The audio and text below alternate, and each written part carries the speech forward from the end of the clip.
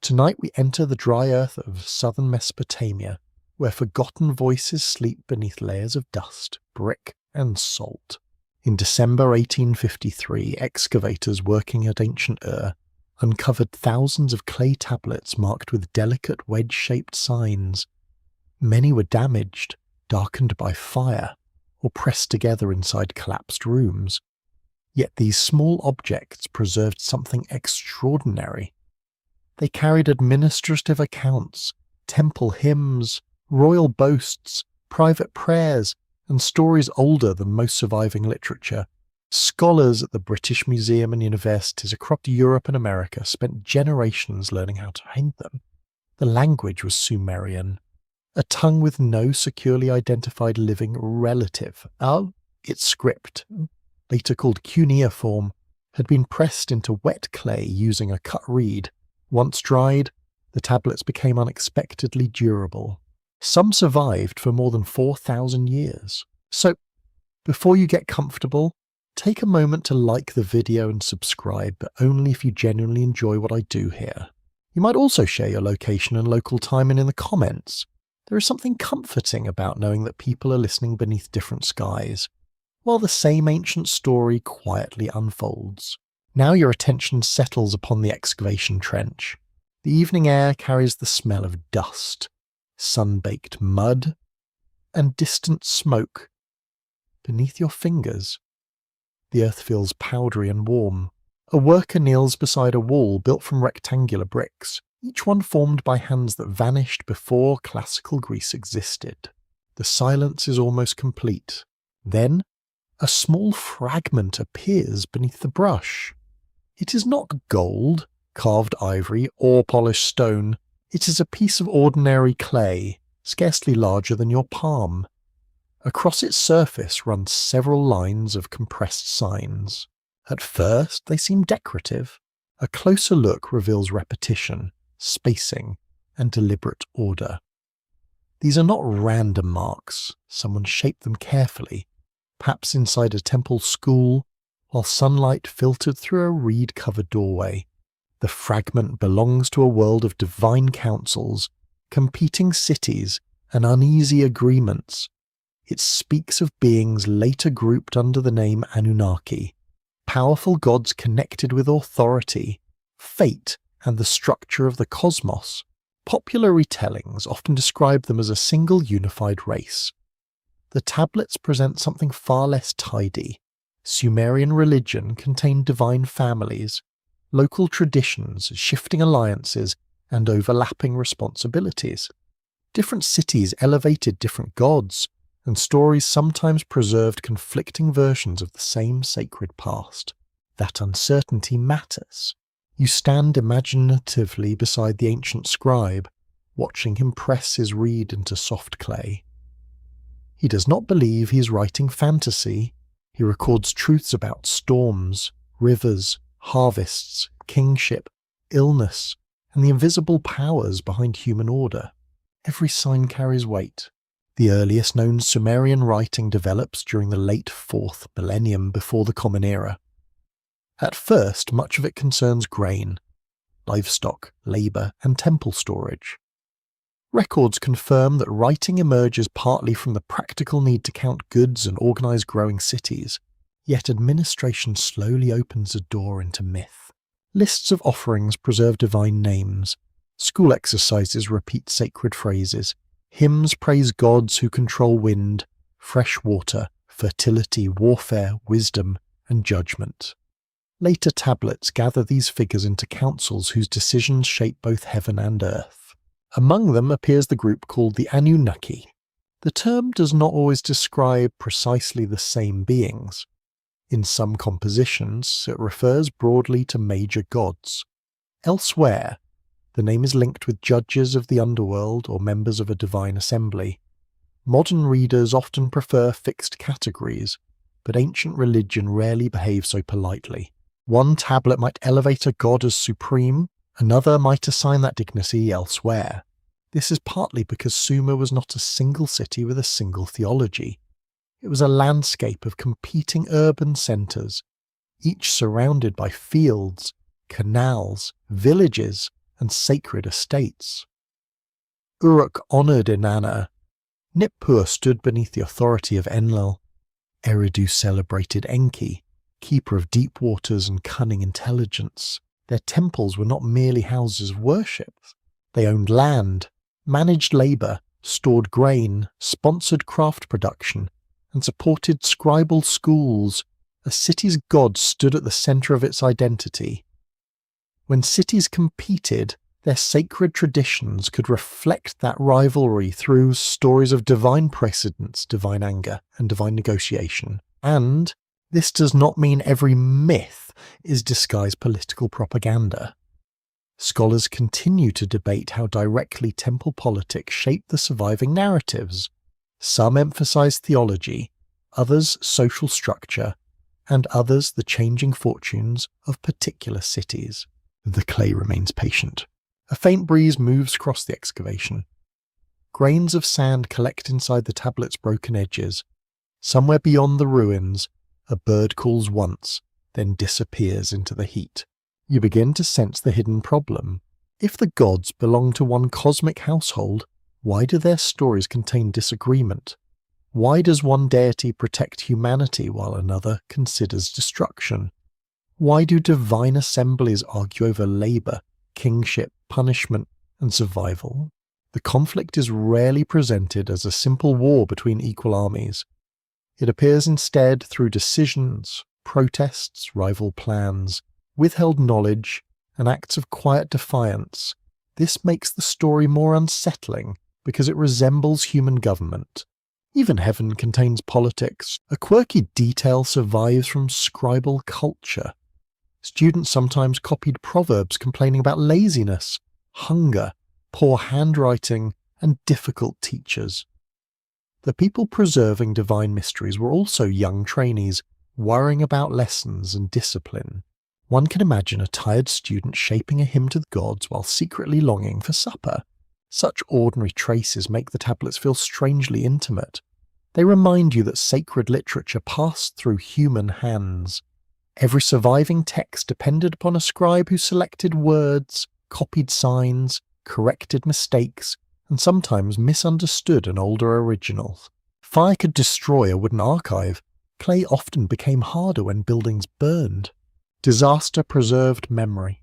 Archaeologists have uncovered tablets inside collapsed houses, temple precincts, and royal centres. Some were stored on shelves or inside baskets. Others were discarded, recycled, or used as filling material. Their survival is uneven, and many compositions remain incomplete. A missing corner can erase a divine motive. A broken line can remove the name of a speaker. A damaged sign may support several translations. Therefore, the forgotten conflict cannot be reconstructed like a modern court record. It must be approached through fragments that resemble scattered pieces of a dream. Perhaps the ambiguity was always present. Sumerian gods were not perfect moral symbols. They could be generous, jealous, wise, impulsive, and protective, and destructive. Their power came with personality. Their decisions affected irrigation, fertility, disease, warfare, and the legitimacy of kings. Human life unfolded beneath their moods. You walk now through a reconstructed temple courtyard. The walls writhe around you in pale mud brick. Oil lamps tremble inside shadowed rooms. Incense mingles with the smell of wool, grain, and warm clay. Sandals scrape across the floor as priests carry offerings toward a raised platform. Somewhere nearby, a scribe reads aloud. His voice names the gods in careful order. The list is more than a catalogue. It is a map of authority. Rank determines who speaks, who listens, who decrees, and who must obey. Yet lists cannot contain every tension. Behind the formal arrangement lie stories of rebellion, secret warnings, contested power, and humanity's uncertain place within creation. The divine world appears organized, but the organization is never entirely secure. It is possible that these narratives helped ancient listeners think about their own institutions. A council of gods might echo a council of elders. Divine labour might reflect human labour. Rival temples might see their disputes enlarged across the heavens. No single interpretation settles the matter.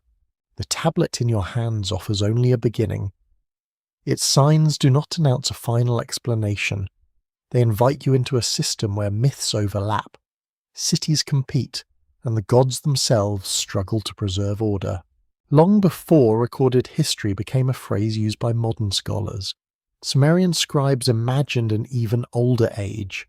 It was a time when divine powers assigned destinies, established cities, and debated what humanity should become. In that forgotten interval, something divided them. The evidence survives quietly. Pressed into Calais, waiting beneath the heat settles over the plain as you approach the southern cities, where rivers divide into slow brown channels and reed beds whisper beneath the sun. The land appears empty from a distance. Flat horizons stretch beneath a pale sky, yet closer inspection reveals embankments, canals, cultivated fields, and raised settlements built from countless layers of human occupation. This is the world of Sumer. You walk along a narrow path beside an irrigation canal. Mud presses softly beneath your sandals. The water carries fragments of straw, fallen leaves, and floating seed from gardens hidden behind walls. Farther ahead, a city rises like a low mountain. Its houses are packed closely together. Their walls are formed from sun-dried brick, repaired repeatedly after rain, wind, and seasonal flooding. Smoke escapes through roof openings, carrying the scent of bread, fish, onions, and burning dung. Life gathers around water. Without canals, fields would harden beneath the heat. With them, barley bends in the breeze, date palms cast narrow shade, and sheep graze near the edges of cultivated land. Every harvest depends upon organized labor and careful timing. A blocked channel can ruin a neighborhood. A broken embankment can drown one field while leaving another dry. Canal maintenance therefore becomes both an economic necessity and a political instrument. Whoever commands workers and controls water also controls survival. The temple watches over this system. Its platform rises above the surrounding houses, visible from nearly every quarter. Whitewashed walls catch the sunlight. Stairways lead upward toward enclosed rooms where priests prepare offerings and administrators count grain. The temple is not silent.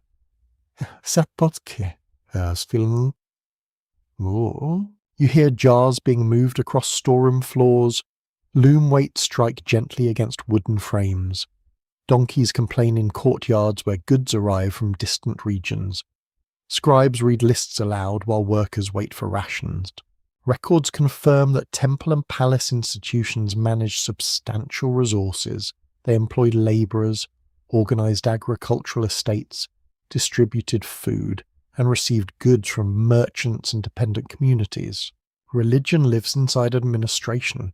A bowl of grain can be an offering, a wage, or a tax. A flock can belong to a god but remain under human supervision. A field may support priests, craftsmen, soldiers, or labour crews.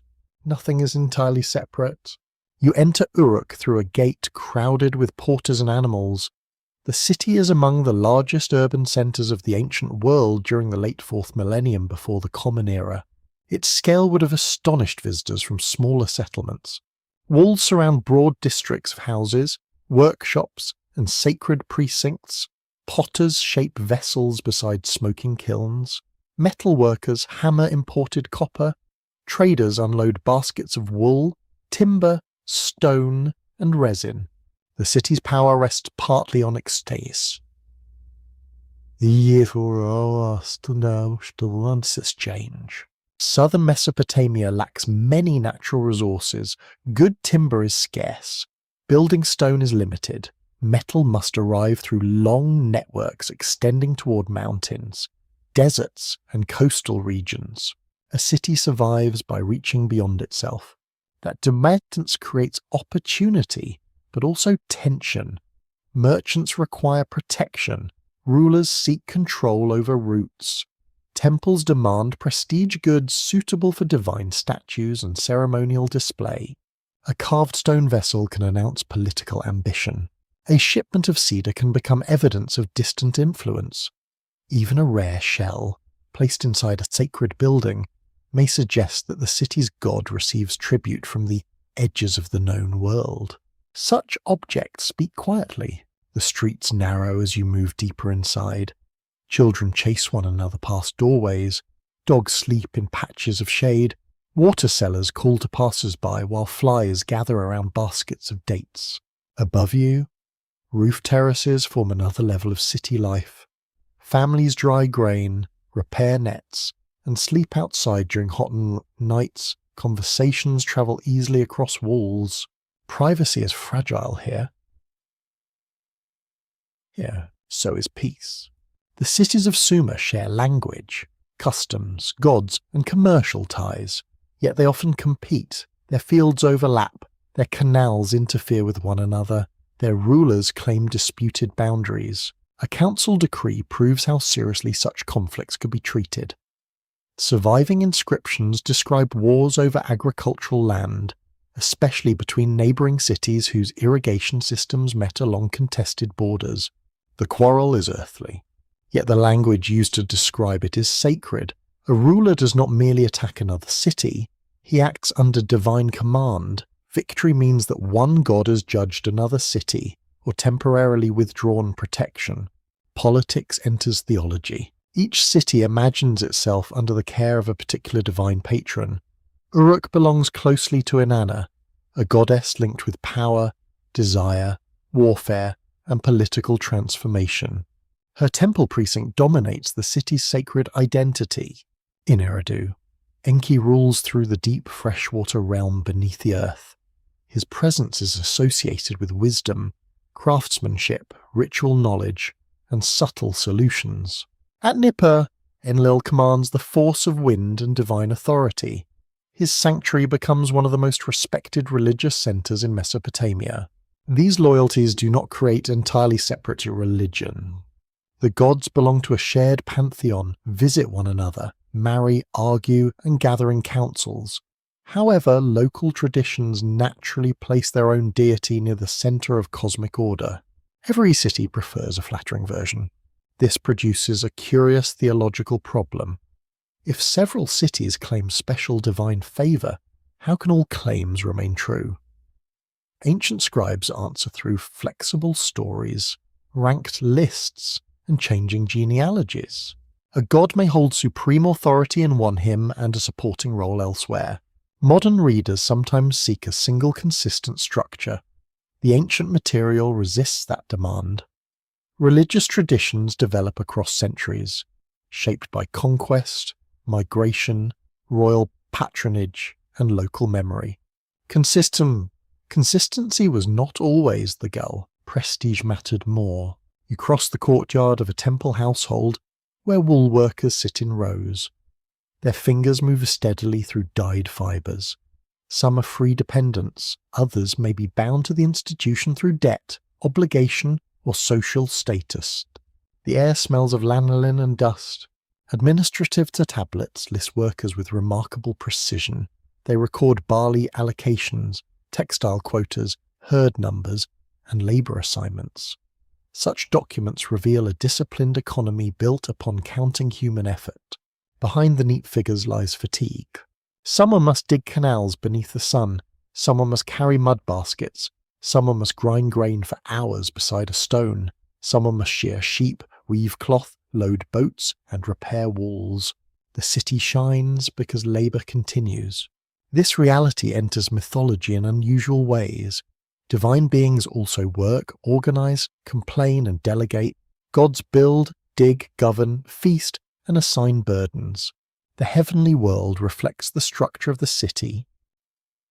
One quirky detail appears in household records and excavated kitchens. Mesopotamian cooks flavoured stews with ingredients such as leeks, garlic, herbs, and fermented products. Their meals were probably far more varied than the grey image of ancient porridge suggests. Even divine banquets required skilled hands. Food carried social meaning.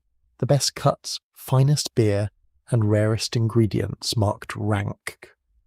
Offerings placed before statues demonstrated devotion, but also displayed the wealth and competence of the institution. A neglected god could become dangerous. Priests washed divine statues, dressed them, perfumed them, and placed meals before them. The image was treated as a living presence after consecration, yet the god was never limited to stone or wood. Divine power could inhabit a temple, travel through symbols, speak in dreams, or reveal displeasure through storms and failed harvests. You feel the city listening. A sudden gust lifts dust from the street. Doors close against it. Merchants cover their goods. Priests glance toward the darkening edge of the sky. Weather is never merely weather. Thunder may announce divine anger. Floodwater may signal judgment. A fortunate wind can bring boats safely home. Nature and intention remain closely joined. Scholars continue to debate how ordinary residents understood these beliefs. Temple hymns preserve elite theology, while household practices suggest personal forms of devotion that rarely appear in official texts. The difference remains important. A ruler may praise a great god in public, while a family quietly trusts a smaller protective deity. A temple may proclaim cosmic order, while workers experience hierarchy through hunger, debt, and command. The sacred system contains many levels. As evening approaches, lamps appear in windows, reed torches flicker near gateways. The temple platform darkens against sky filled with stars. From above, the city resembles an island of fire surrounded by black fields. Boats move along canals with low splashing sounds. Frogs call from the reeds. Somewhere in the distance, a drum marks a ritual procession. You sense how easy the Divine Council could mirror this landscape. Cities depend on cooperation, yet compete for water. Temples share traditions, yet defend local prestige. Rulers require labour, yet fear rebellion. Order exists, but it must be constantly repaired. The gods inherit the same unease balance. Their conflicts begin not in empty space, but inside a civilization where every wall, canal, ration, and prayer depends upon negotiation. Your gaze lifts toward a ceiling painted deep blue, where gold stars surround a procession of divine figures. They do not stand as equals. Some wear horned crowns with many tiers, or others hold staffs, rings, weapons, vessels, or branches. Their clothing is heavy with symbolism, and thus their position reveal rank without requiring a spoken command. This is a court of powers. The Anunnaki appear within such a world, not as wandering strangers from the stars, but as members of a vast divine order imagined by ancient Mesopotamian communities. Their name carries associations with a noble descent. Translations remain cautious because ancient words often gather several meanings across time. The term can suggest princely offspring, descendants of a high god, or members of a distinguished divine lineage. No single definition of its abroad. You enter a temple chamber where a scribe has arranged a long list of gods. The clay is damp, and the signs remain sharp beneath the lamplight. Divine lists served practical purposes. They trained students, organized theological knowledge, preserved names, and established relationships among deities worshipped in different regions. A list could bring local traditions into one larger system. Order begins with naming. At the upper levels stand remote powers linked with the sky, earth, air, and primeval waters. Beneath them appear great city gods, divine spouses, children, messengers, judges, craftsmen, healers, gatekeepers, and attendants. Even heaven has also officials. The structure resembles a royal household, yet it extends far beyond any earthly palace. Every force of nature, social duty, craft, emotion, and institution can possess a divine presence. Writing has a patron, brewing has a goddess, cattle, grain, childbirth, justice, plague, music, brickmaking, and lamentation each belong within the sacred network. Nothing important exists entirely outside divine attention. The Anunnaki occupy changing positions inside this arrangement. In some compositions, they gather as a council that confirms decisions and assigns destinies.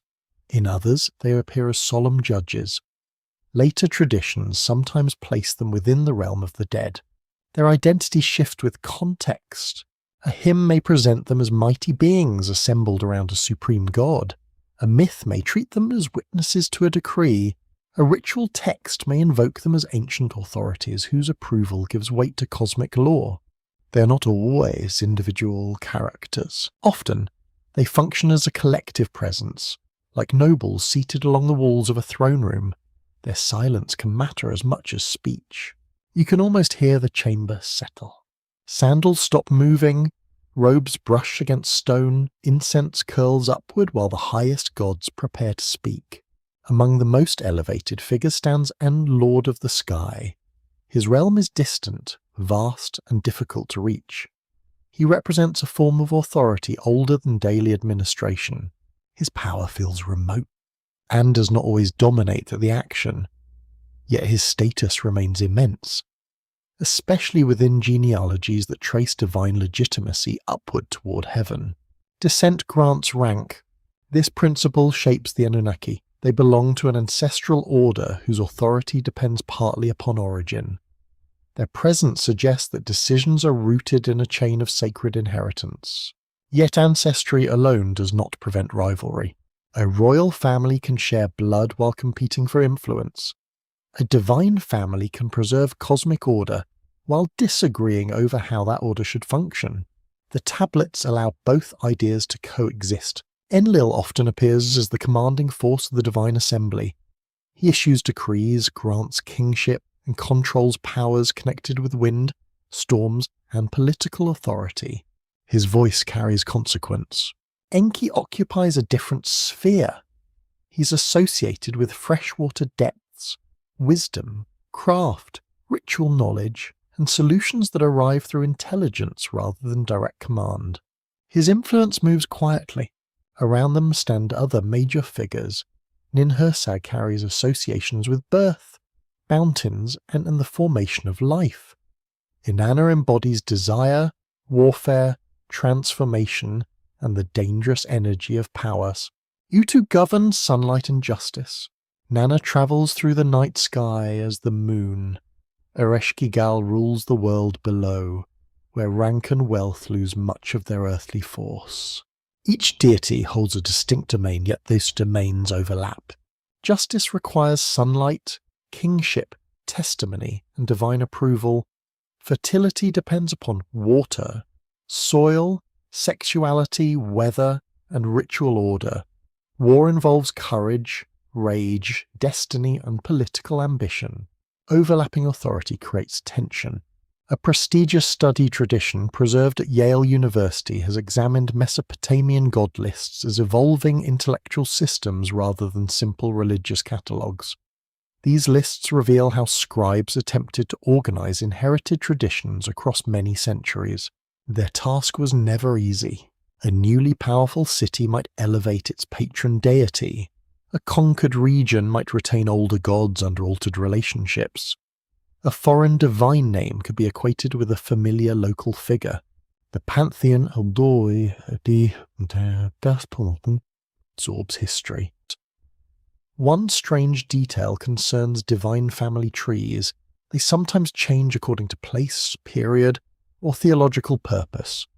A god may appear as the child of one pair in a particular tradition, yet receive another lineage elsewhere. Ancient scribes tolerated this flexibility. Modern readers may find it untidy, but mythic truth did not always depend upon fixed biography. Relationship expressed meaning, rank, and function more than literal consistency. A divine parent could explain authority. A divine marriage could unite two cult centers.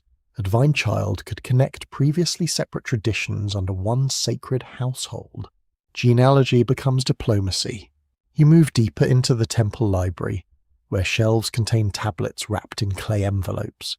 Some bear labels identifying hymns, rituals, or lexical exercises. A student sits beside an older teacher. The teacher recents a divine name or the student repeats it, then writes the corresponding sign. Errors bring correction, perhaps with a sigh that has survived every classroom since. The work requires patience. Cuneiform signs can carry several readings. A divine name may be written with a special marker indicating that the following word belongs to a god. This small sign changes everything. It tells the reader that the name belongs to the sacred realm, where ordinary language meets divine identity, yet it does not explain personality, motive, or allegiance. Those must be learned through surahs. The Anunnaki gain shape gradually through such stories. They sit in judgment, confirm decrees, receive offerings, lament catastrophe, or witness the elevation of another god. They are powerful, but rarely simple. An open scholarly debate asks whether the term originally described a specific genealogical group or developed as a broader title for major divine authorities. The surviving evidence allows several careful interpretations, and certainty remains distant. What can be said is that the Anunnaki belong within Mesopotamian religion's layered structure. They are not presented consistently as rebels, invaders, or a single political faction. They represent rank and antiquity. Their collective presence gives decisions an air of permanence. When they approve a destiny, the decree appears woven into the structure of existence. Still, councils imply discussion. Discussion implies competing preferences. A room filled with powerful beings cannot remain free from disagreement forever. One god values order, another protects life. Another seeks prestige. Another guards an ancient privilege. The divine household becomes unstable through purpose. You stand near the assembly as offerings are carried forward. Bread, beer, dates, meat, oil, and fragrant woods fill the chamber with warmth and sweetness. The gods receive honor according to position. Higher rank earns greater portions. Attendants serve in sequence. Musicians play softly while priests recite formulas learned through generations. Ritual makes hierarchy visible. It also conceals strain. Formal församlingsrituals represent the pantheon as harmonious, but myths reveal that harmony requires negotiation, persuasion, and sometimes deception. The Anunnaki therefore resemble the stone foundations beneath a palace. They support the divine order, yet they also contain buried fractures. Their importance lies partly in what they do not explain. They gather, they witness, they judge. They allow the highest gods to act within a recognized system rather than through isolated force. Yet their agreement can never be assumed completely. Above the temple, night spreads across the plain. The moon rises over canals that shine like narrow silver paths. Inside, the divine names remain pressed into clay. The list looks orderly. The family is not. Cold water gathers beneath the earth, while hot winds move across the open plain above. Between those two realms stand Enki and Enlil, brothers in some traditions, rivals in purpose, and essential pillars of the divine order. You sense their difference before either one speaks. Enlil enters like a pressure in the air. Curtains lift. Dust moves along the floor, and doors creak within their frames. His authority feels immediate, public, and impossible to ignore. Enki arrives more quietly. He belongs to hidden water, deep wisdom, skilled hands, and knowledge kept beneath the visible world. His power does not always command, it advises, redirects, and finds openings inside rigid decisions. The contrast is subtle but profound. Enlil represents structure enforced through decree. Enki represents intelligence exercised through adaptation. Both protect order, yet they understand order differently. One trusts command. The other trusts design. You stand within a ceremonial hall at Nippur, where Enlil's presence dominates the sacred space. Priests move carefully beneath high walls, carrying bowls of grain and jars of oil. No gesture appears casual. The sanctuary at Nippur became one of the most prestigious religious centres in Mesopotamia. Kings who controlled distant cities still sought legitimacy through Enlil's favour. Records confirm that rulers repaired his temple, dedicated monuments, and described their victories as gifts granted by his authority. His approval could elevate a king. His anger could strip one away. Enlil's name carries associations with lordship and wind, yet he is more than a weather god. In many compositions, he stands near the centre of divine government. He assigns duties. He establishes rivalries. He separates powers and places them within a functioning cosmic hierarchy. Cities, fields, rulers, and gods all receive positions through a system that depends upon his word. His authority resembles the force of a royal decree pressed into clay. Once declared, it becomes difficult to resist. You hear sandals moving across a stone threshold. A messenger bows and delivers news of disorder among lesser gods or noise among human settlements. Enlil listens from a raised seat. His response is rarely sentimental. He measures disturbance against stability. If a population becomes troublesome, if labour breaks down, or if sacred balance weakens, punishment may appear reasonable. Order must be preserved. Enki's chamber feels entirely different. You descend through imagined corridors toward the freshwater abyss, a mysterious realm called the Deep. There, coolness replaces dust, and the sound of moving water softens every footstep. Lamps shimmer against damp walls. Enki sits among channels, reeds, fish, and flowing streams. He governs the waters that rise through wells and sustain fields far from the riverbanks. Fresh water is quiet power. It enters soil, fills jars, cleans wounds, and carries life into places that otherwise harden beneath the sun. Enki's wisdom follows the same pattern. It moves beneath direct authority. It nourishes, escapes confinement, and reaches those who understand where to look. A hymn may praise him as a master of crafts, rituals, incantations, and practical knowledge. He understands how things fit together. He knows the structure beneath appearances. This makes him invisible to the gods, but also difficult to control. A ruler can command action, yet a strategist can alter the meaning of the command. Enki often obeys the larger order while bending its consequences. The distinction creates tension without requiring open warfare. You can imagine a divine council seated beneath a roof darkened by smoke. Enlil declares a solution with the confidence of authority. Enki remains silent. He does not challenge the decree directly. He studies its language, its limits, and the narrow spaces where mercy might still survive. This pattern appears repeatedly in Mesopotamian literature. Enki often protects life through clever interpretation, indirect warning, or technical knowledge. His resistance is rarely loud. That quietness makes it more effective.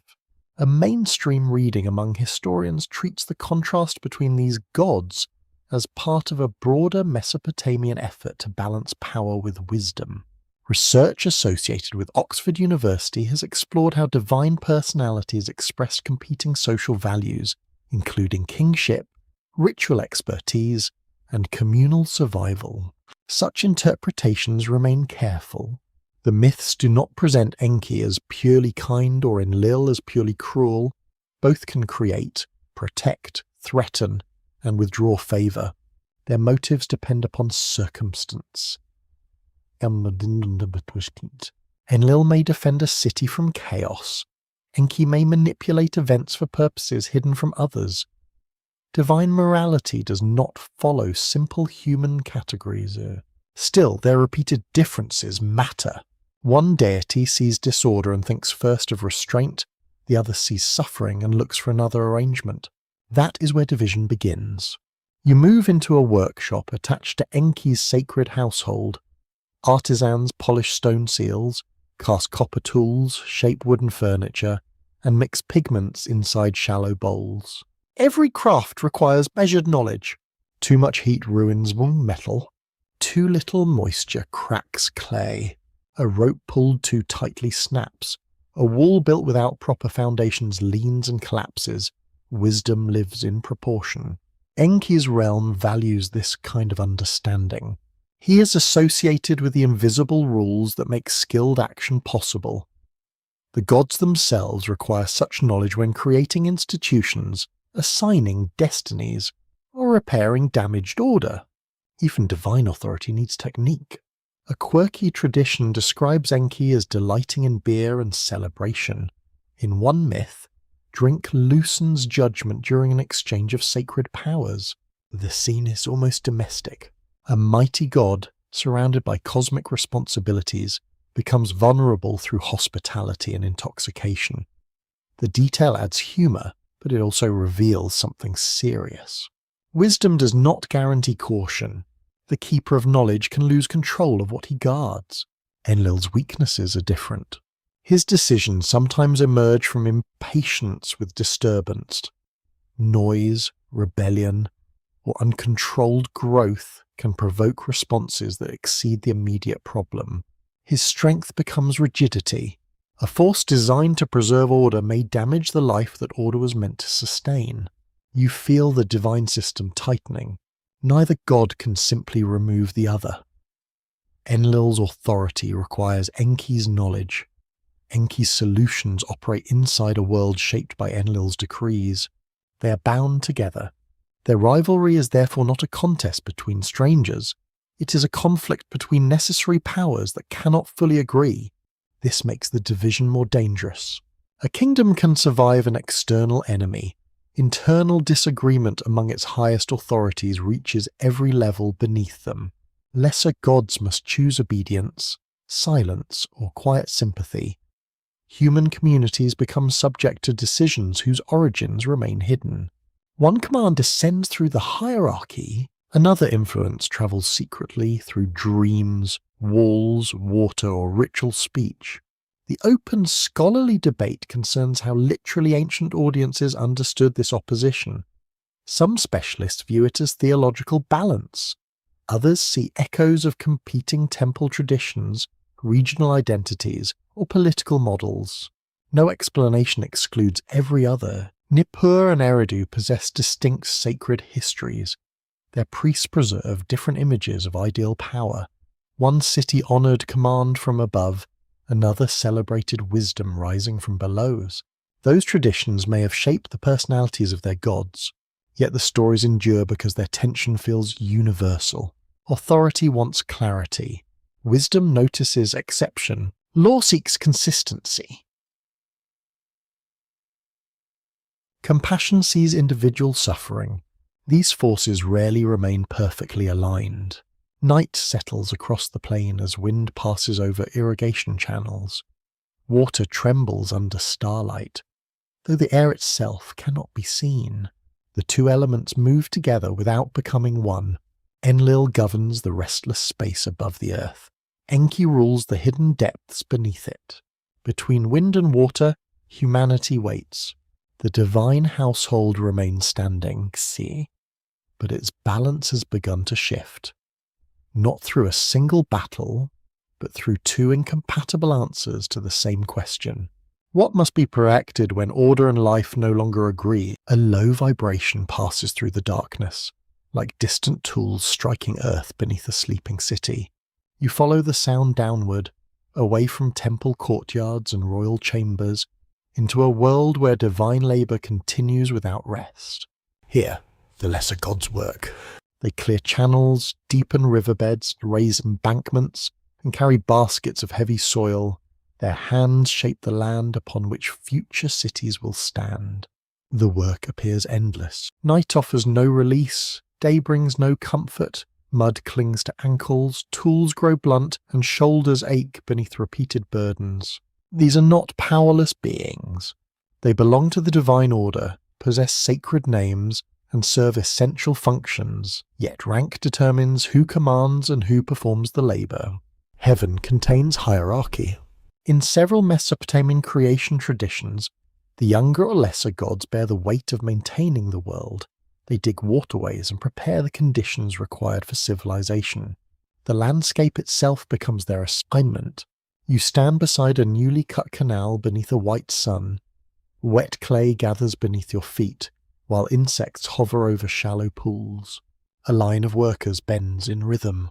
Baskets rise, shift, and empty. Wooden tools bite into packed earth. The same motion repeats until time loses its edges.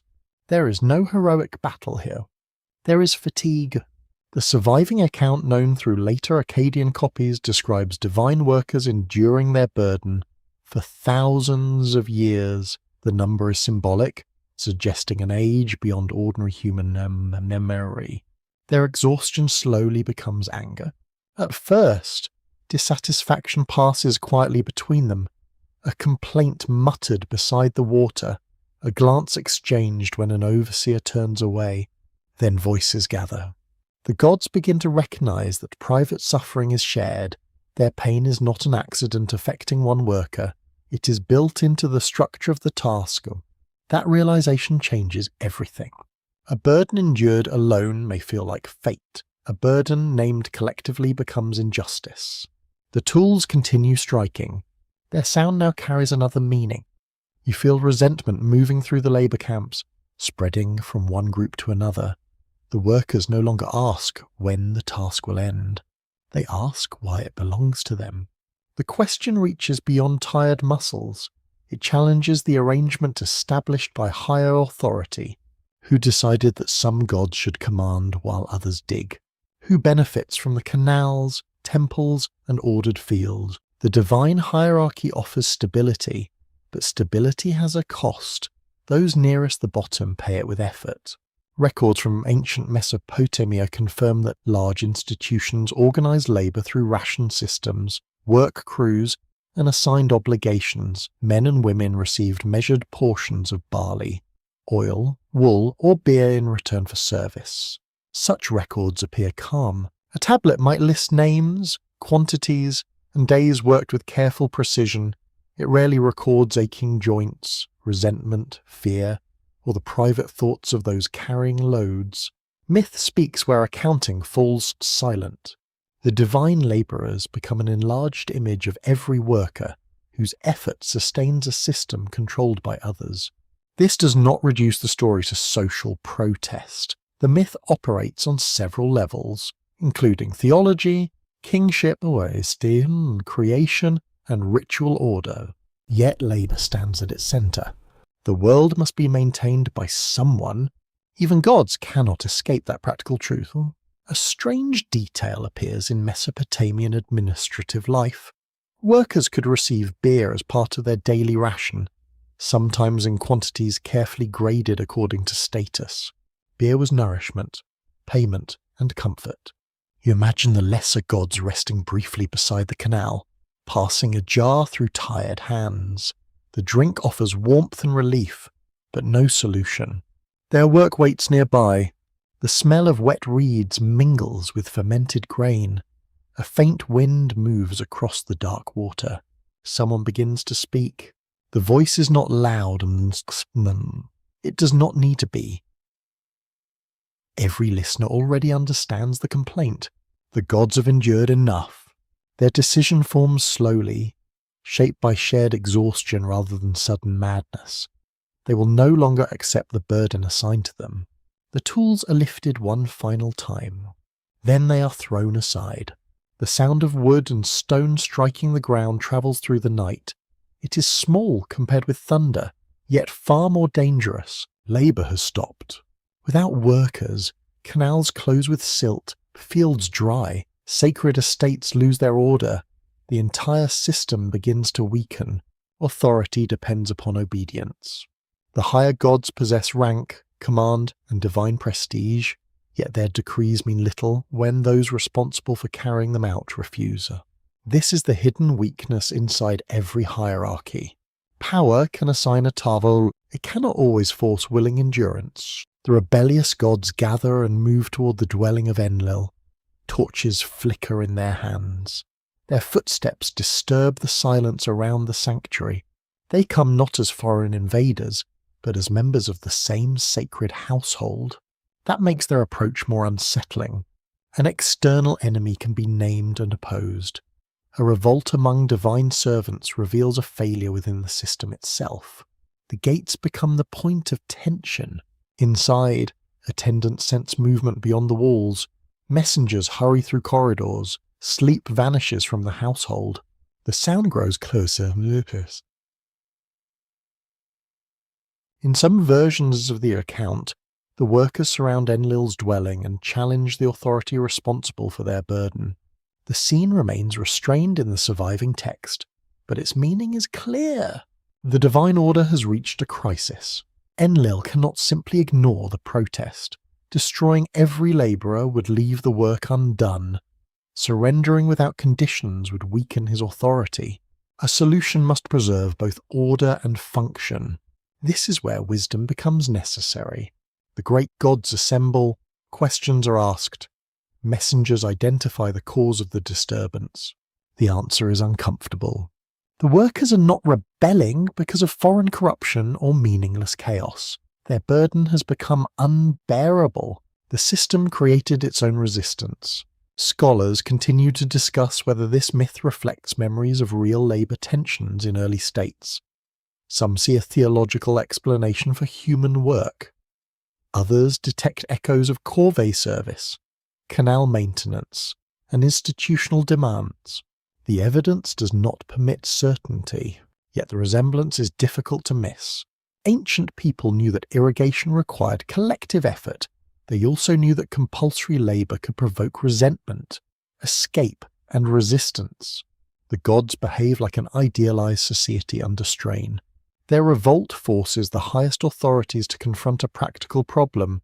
Necessary labour cannot disappear, but those performing it refuse to continue. Someone else must carry the load. The idea forms inside the council.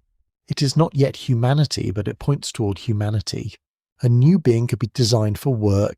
That being could maintain canals, prepare offerings, cultivate fields, and relieve the exhausted gods. Creation becomes an administrative answer. This is one of the most unsettling features of the tradition. Human life does not begin merely from love, curiosity, or loneliness. It begins from a labour crisis. You feel the weight of that idea settling gently into the darkness. Humanity may be sacred, clever, and capable of devotion, yet its first purpose is connected with burden. The gods seek relief. Humans inherit the task. Such a beginning does not make human existence meaningless. Mesopotamian thought allows people to build families, create music, seek justice, and honour the divine. Still, the original arrangement remains practical. Fields must be watered, temples must be supplied, food must be prepared. The divine economy requires human hands. A quiet debate remains among historians regarding the tone ancient audiences heard in this story. Was it a solemn explanation of social order, a warning about authority, or a recognition that even cosmic systems depend upon exploited effort? Perhaps it carried all three meanings. Myths survive because they hold contradictions without resolving them. The lesser gods gain freedom, but another class of workers will replace them. The higher gods preserve order, but only by transferring suffering elsewhere. No victory is complete. The night grows still around Enlil's dwelling. Torches burn lower. The discarded tools lie beside the unfinished canal.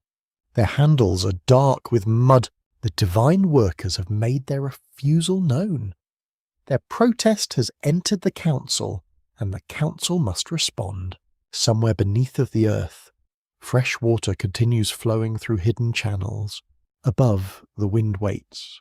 A new creature is about to be imagined, not from peace, but from exhaustion.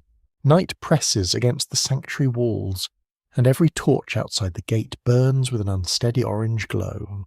The gathered gods do not shout at first. Their silence is heavier than noise, because refusal has already replaced obedience.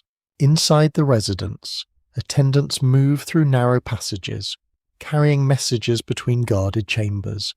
Bronze fittings tremble softly whenever another fist strikes the outer door. Enlil wakes to danger within his own household.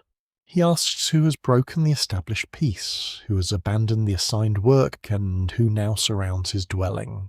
The questions sound formal. They also sound uncertain. A messenger approaches the gates beneath the protection of divine authority. He does not accuse the gathering immediately. Instead, he asks them to name their grievance. The answer rises from many voices. Their labour has become unbearable. Their years of digging have consumed their strength. Their tools have become symbols of punishment rather than sacred duty. They have destroyed their implements. They have burned some of their baskets. They have come to place the burden before the one who approved it. The flames illuminate faces marked by exhaustion, anger, and something close to relief.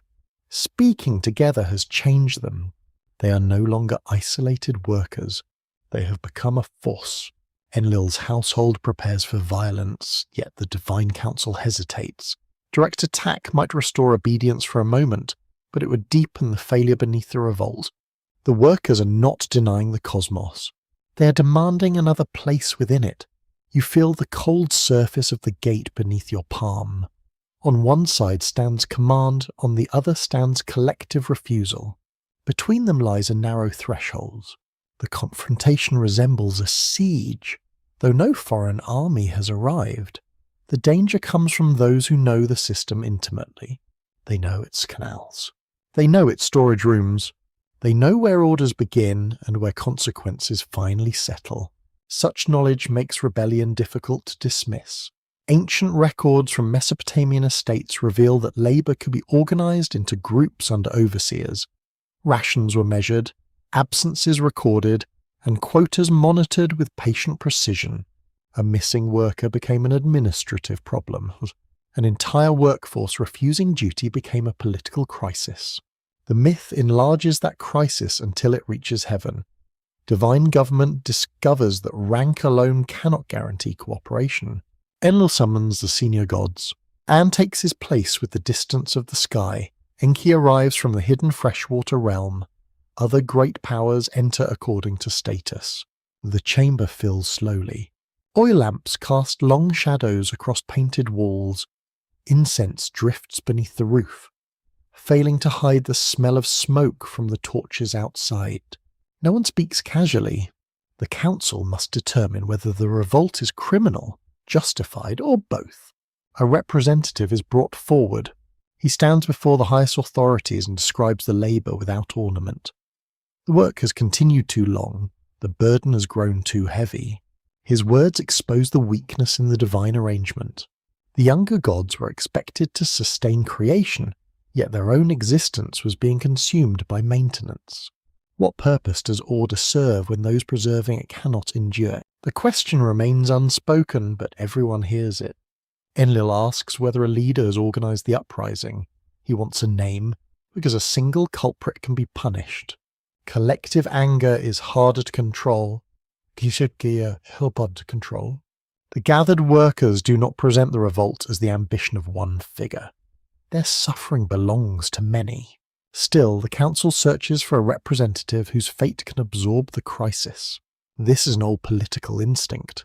When a system fails, authority often seeks a body upon which disorder can be placed. One god among the rebels is identified as a guiding presence. Different surviving versions preserve the name imperfectly, and scholars debate its exact reading. The uncertainty is fitting. The figure becomes less an individual personality than the embodiment of resistance itself.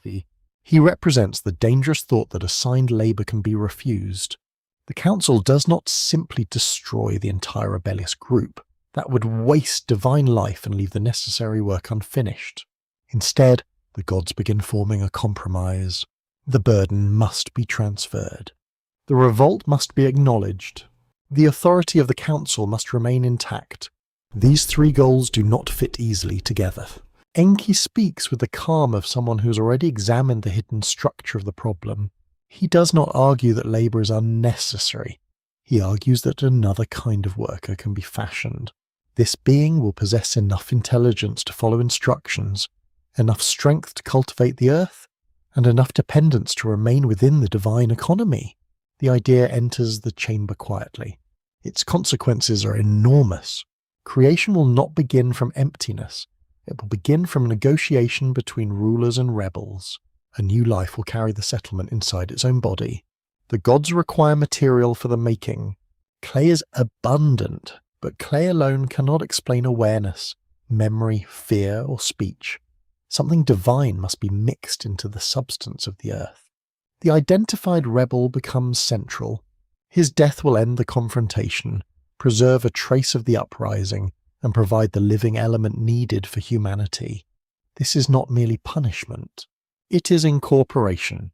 The resisting god will be destroyed, yet his essence will continue inside the beings created to replace divine workers.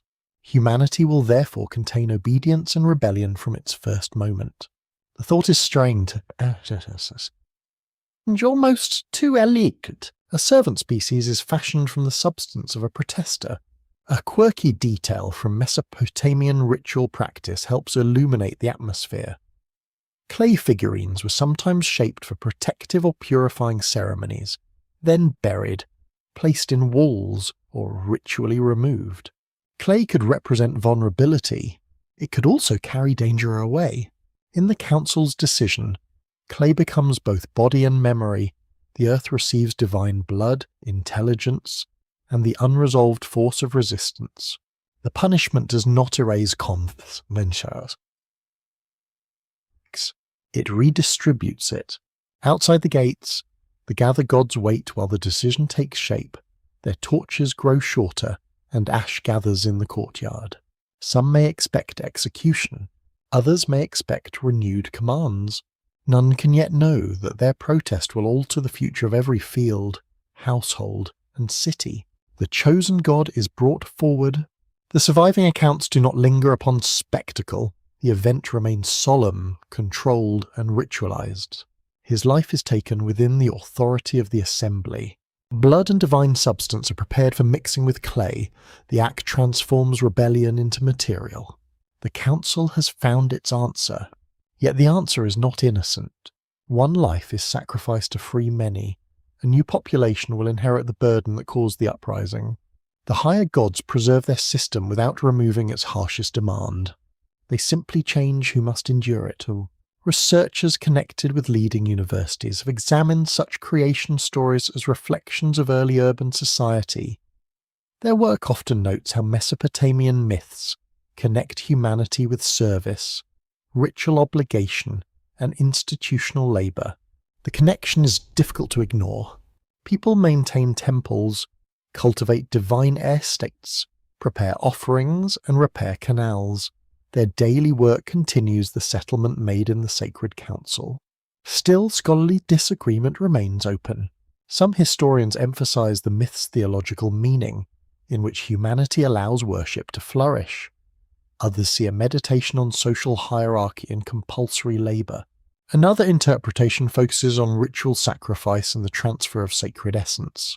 The story holds all these possibilities. You hear water poured into a stone basin. Clay softens beneath careful hands. The mixture darkens as divine substance enters it. The air becomes still. No one celebrates. The rebellion has ended without a battlefield, yet the settlement carries the weight of violence. The younger gods are released from their digging. Enlil's authority survives.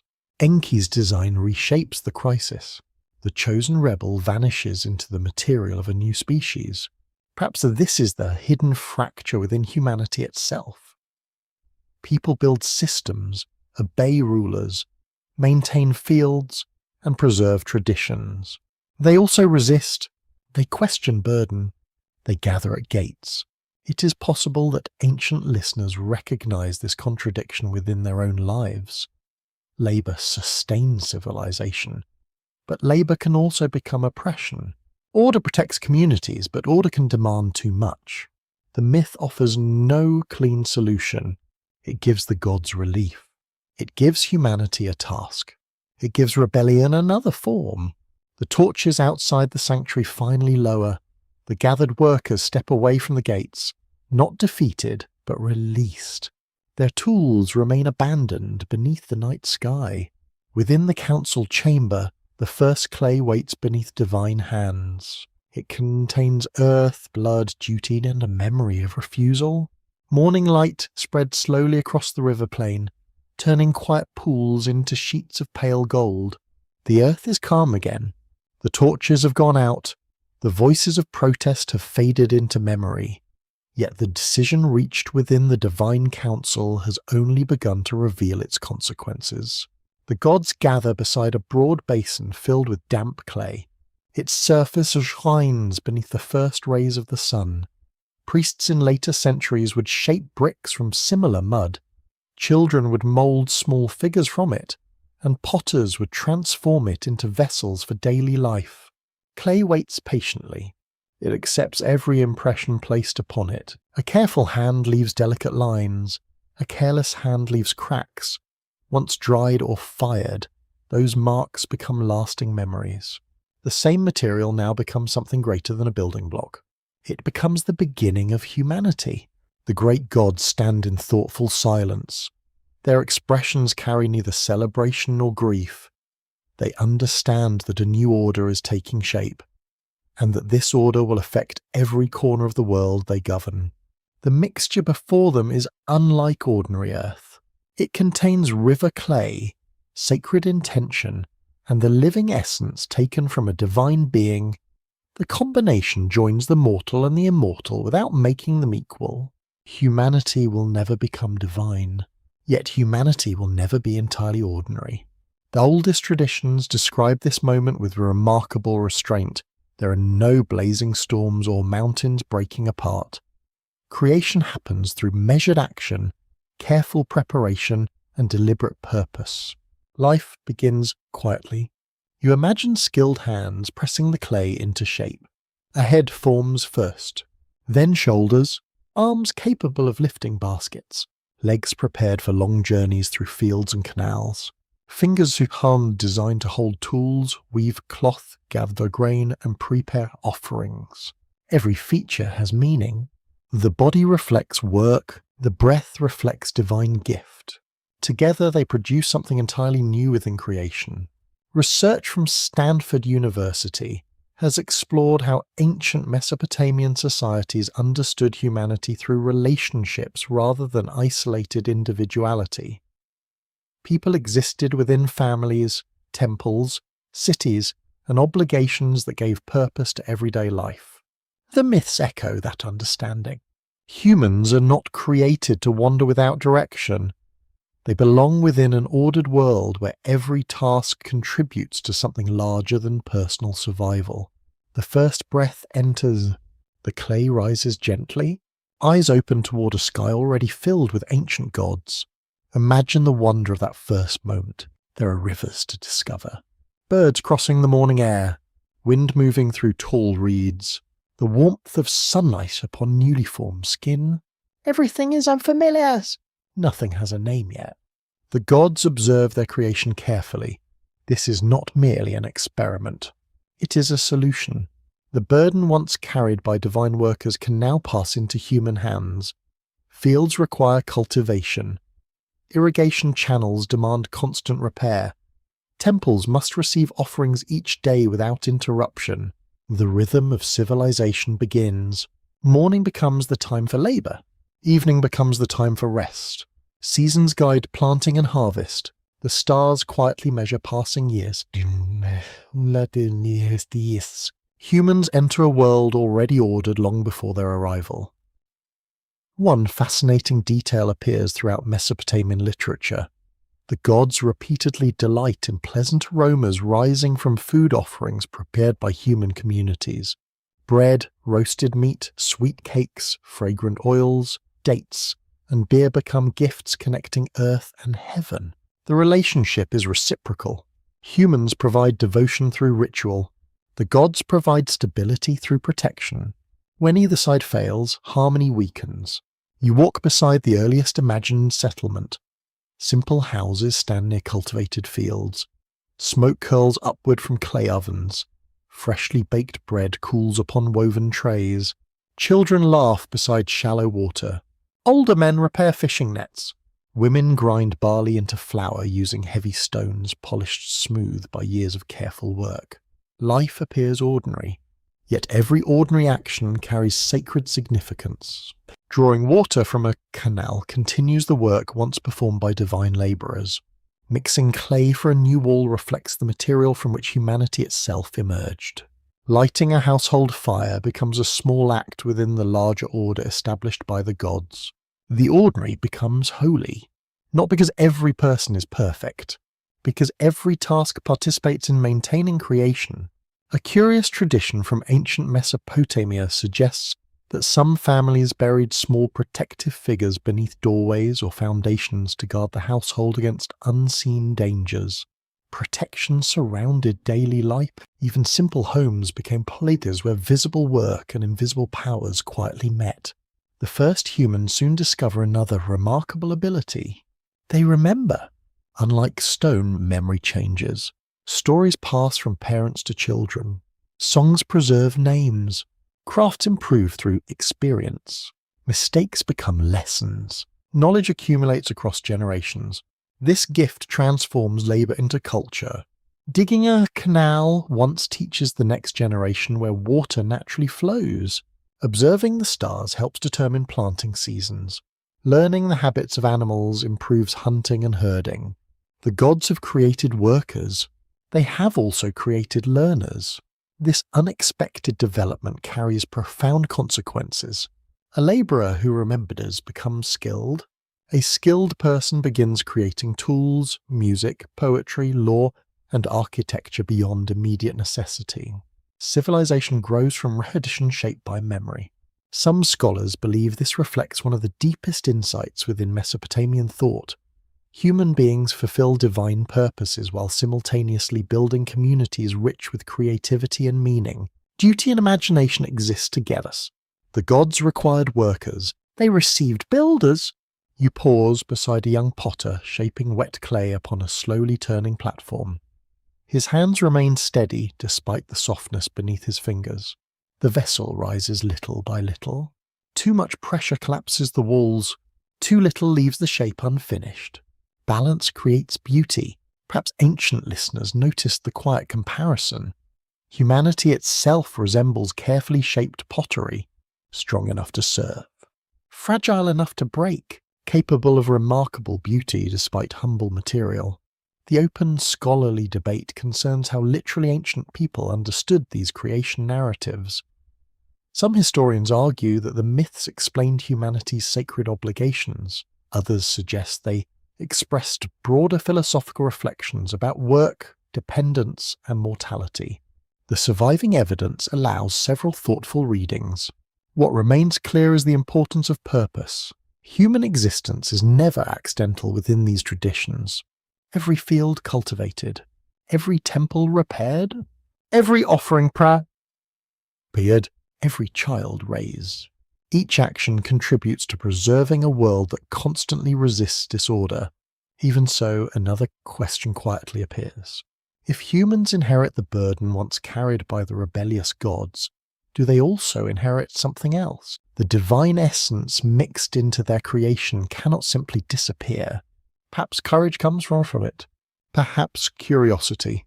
Perhaps the restless desire to question authority. Perhaps the quiet refusal to accept suffering without asking why.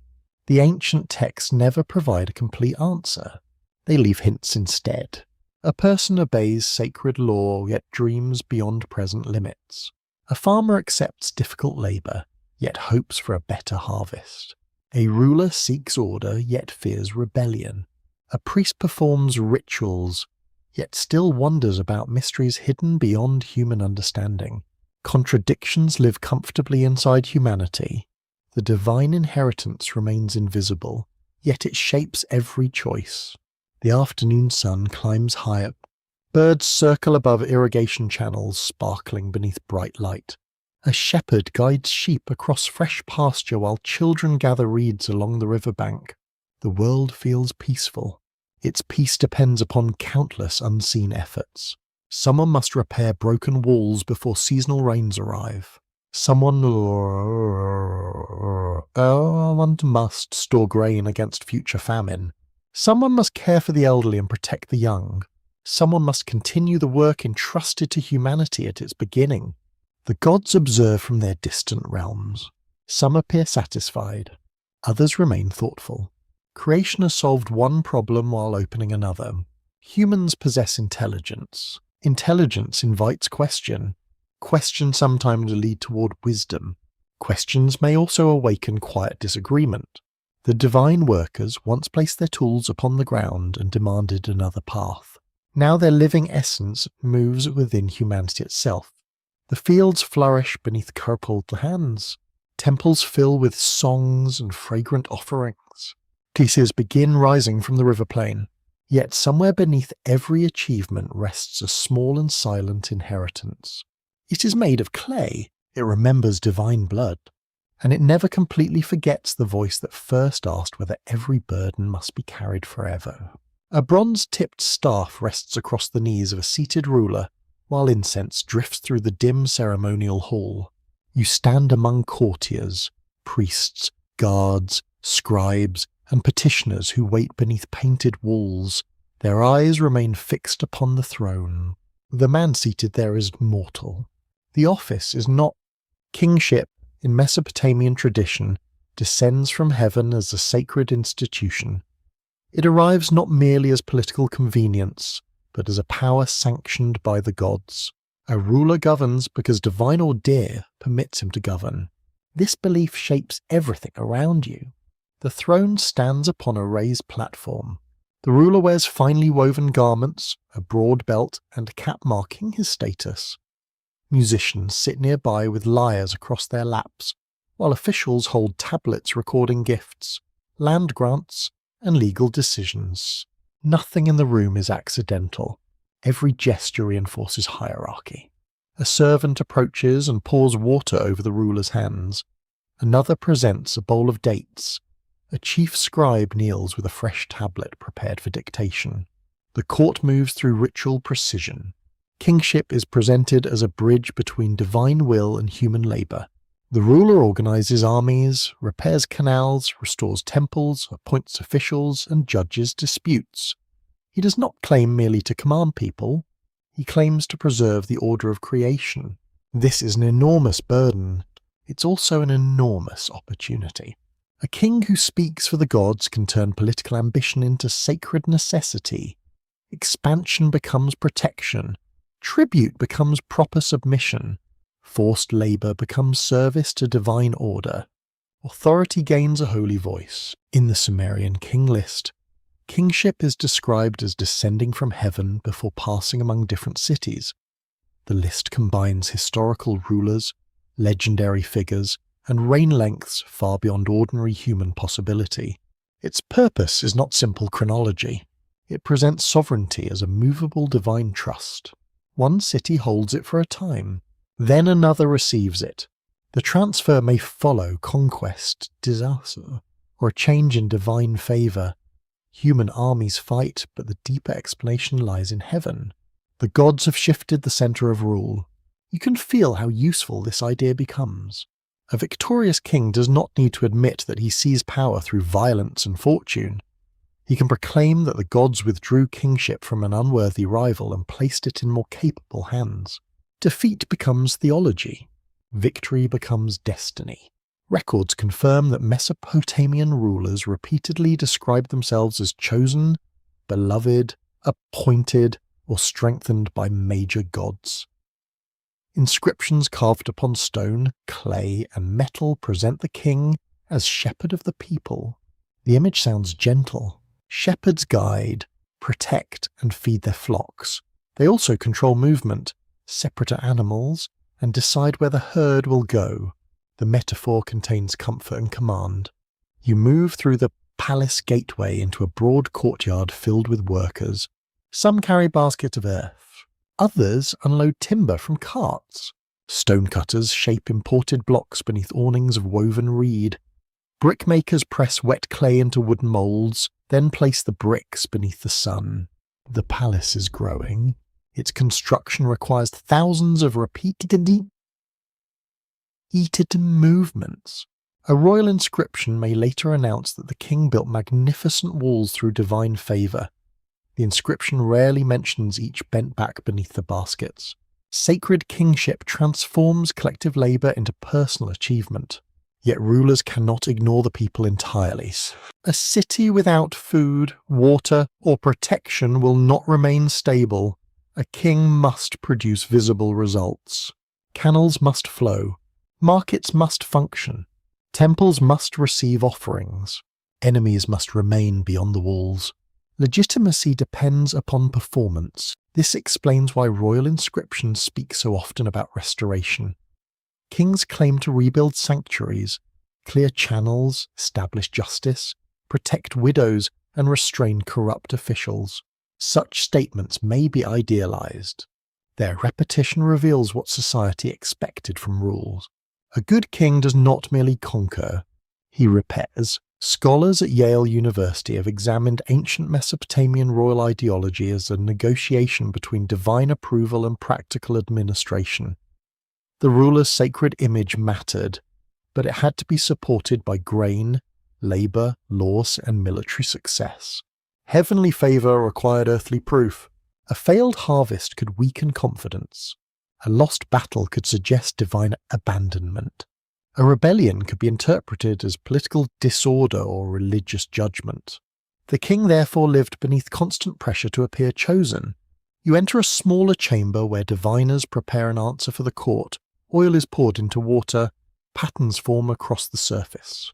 Elsewhere, specialists examine the liver of a sacrificed animal, reading marks and shapes as messages from the gods. Royal policy may wait upon interpretation. A campaign, marriage, building a project, or appointment can require favourable signs. The king commands many people, yet he remains dependent upon forces he cannot see. This dependence adds another layer to divine conflict. Different gods may support different cities. A ruler favoured by one temple tradition may threaten another. Priests can praise the king as chosen by the highest authority, while rival scribes preserve a competing account. Sacred approval is powerful because it can be contested. A council of gods may grant kingship. The same council may remove it. Enlil often appears as a central source of royal legitimacy. His sanctuary at Nippur became essential to rulers seeking recognition beyond their home cities. Control of Nippur carried symbolic weight. A king who repaired Enlil's temple could present himself as guardian of the wider land. Enki's role remained different. He represented the wisdom and craft, ritual knowledge, and technical skill required to make rulership function. A throne without intelligence becomes brutality. A plan without authority remains powerless. The tension between command and wisdom and is policy. One voice says the ruler must be obeyed. Another reminds him that survival depends upon listening. This balance is fragile. A quirky royal custom appears in the tradition of sacred marriage ceremonies. In some periods, kings may have participated in rituals linking royal power with divine fertility. The exact historical practice remains debated. The symbolism is clear enough. The ruler's body becomes part of the land's renewal. Political authority joins agricultural abundance, sexual power, and divine blessing within one ceremonial performance. Kingship reaches into every field. If crops grow, the king appears favoured. If rivers fail, questions begin. You pass through a judgment hall where two families argue over a boundary marker. Witnesses stand nearby. A scribe records testimony. The king may not hear every case personally. Officials act in his name. Law spreads outward through delegated authority. A decision pressed into clay can outlast the voices in the room.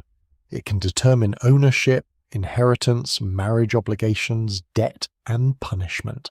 Written judgment makes power durable, yet the law is never entirely separate from the gods. Justice belongs to a sacred order. The sun god sees what humans conceal. Oaths call divine witnesses. False testimony risks consequences beyond the courtroom. A ruler presents himself as the human guardian of this moral structure. He stands between chaos and community. At least that is the ideal. The open scholarly debate concerns how much ordinary people accepted royal claims at face value. Monumental inscriptions present the official image, but letters, lawsuits, and economic records reveal frustration, resistance, and negotiation. Subjects were not a silent claim. They appealed decisions. They fled obligation. They challenged officials. They sometimes supported rival rulers. The sacred institution of kingship never erased human discontent. It organized it. You hear drums sounding from the palace roof.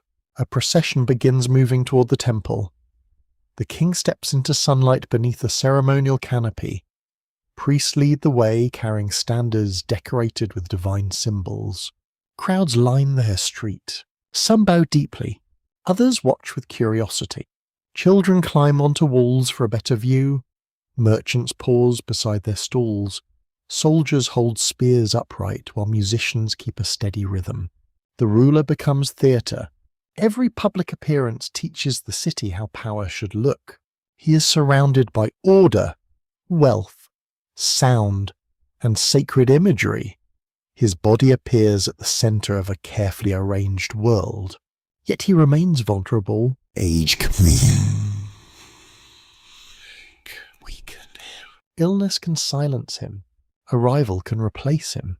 A god can withdraw support. This is why kingship matters more than any individual king. The institution survives mortal bodies. One ruler dies. Another ascends. The throne remains an earthly seat for a power believed to come from above. Humanity now serves not only temples and gods, but rulers who claim divine appointment. Labour flows upward through estates, taxes, military service, and public works. The original burden acquires a crown. You stand near the palace steps as evening light turns the walls red. The king raises his staff. The crowd answers. For a moment, human authority and divine order appear perfectly joined, but the image is carefully maintained. Behind the ceremony lie competing cities, rival temples, restless workers, uncertain omens, and gods whose purposes do not always agree. Kingship descends from heaven. It also brings heaven's divisions into the human world. A cool scent of water rises from the marshes as your path bends toward the ancient city of Eridu. The settlement stands near the edge of reed country, where canals gleam beneath a wide and nearly colourless sky. Mud brick walls emerge from the plain.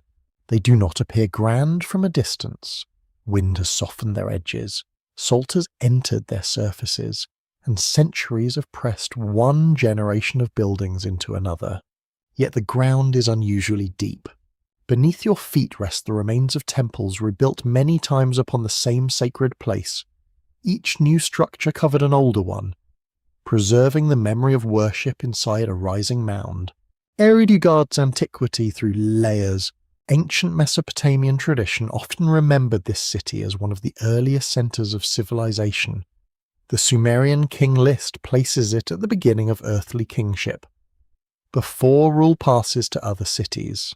That claim cannot be treated as simple historical reporting. It reveals something more important about Eridu's reputation. To later scribes, this was a place where order first entered the human world. You approach a sanctuary dedicated to Enki, lord of subterranean fresh water and hidden wisdom. His temple bears the name of a house connected with the deep. The building faces a watery landscape. Reeds sway along the banks. Fish disturb the surface of quiet pools. Small boats pass through narrow channels, their hulls brushing against floating plants. Water shapes every sound. It laps against mud walls, slides beneath wooden platforms, and disappears into dark openings between roots. The city depends upon this element, yet the water also seems older than the city itself. Enki belongs to that older depth. He is not merely a god who controls rivers.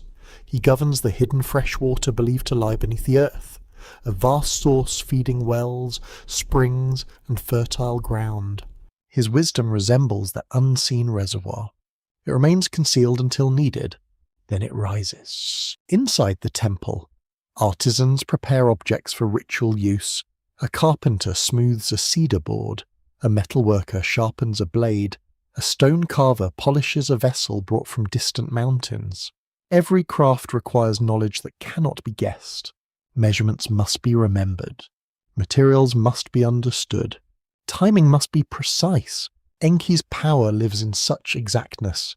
He is associated with skilled making, ritual purification, incantation, healing, and the arrangement of civilized life. His intelligence is practical rather than distant. He knows how to repair what has gone wrong. A priest enters carrying a basin of clean water. He sprinkles the floor, washes a sacred object, and speaks a formula intended to restore purity. The gesture appears simple. Its meaning is profound. Water removes dirt, but ritual water also removes disorder. It returns a person, object, or space to a condition where divine presence can safely approach. Enki therefore protects boundaries through cleansing. He also crosses boundaries through cunning. This combination makes him difficult to predict. Records from excavations at Eridu confirm a long sequence of sacred buildings constructed upon the same location.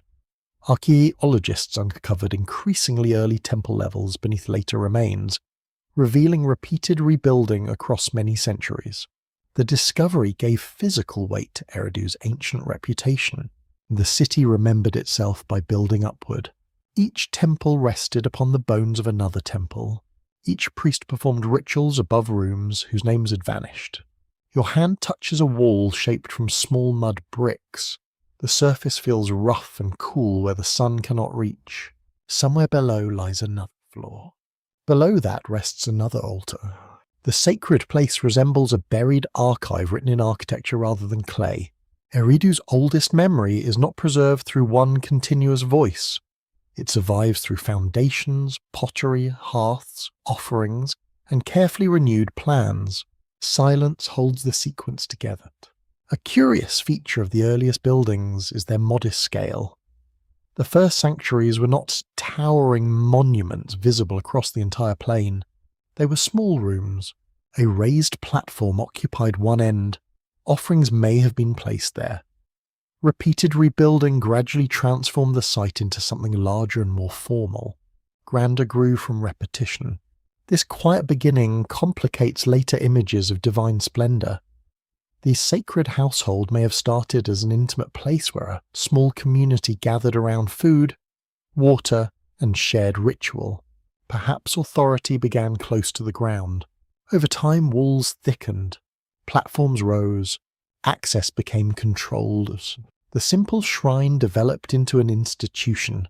Enki's character may preserve both worlds. He belongs to ancient waters and humble beginnings, yet he also becomes a powerful member of the divine council. He understands ordinary needs. He also understands cosmic law. That double position allows him to move between levels of existence more easily than many other gods. You imagine petitioners approaching his temple at dawn. A farmer asks for clean water. A mother seeks protection for a sick child. A craftsman requests success before beginning delicate work. A priest asks for the proper words to calm an angry poor.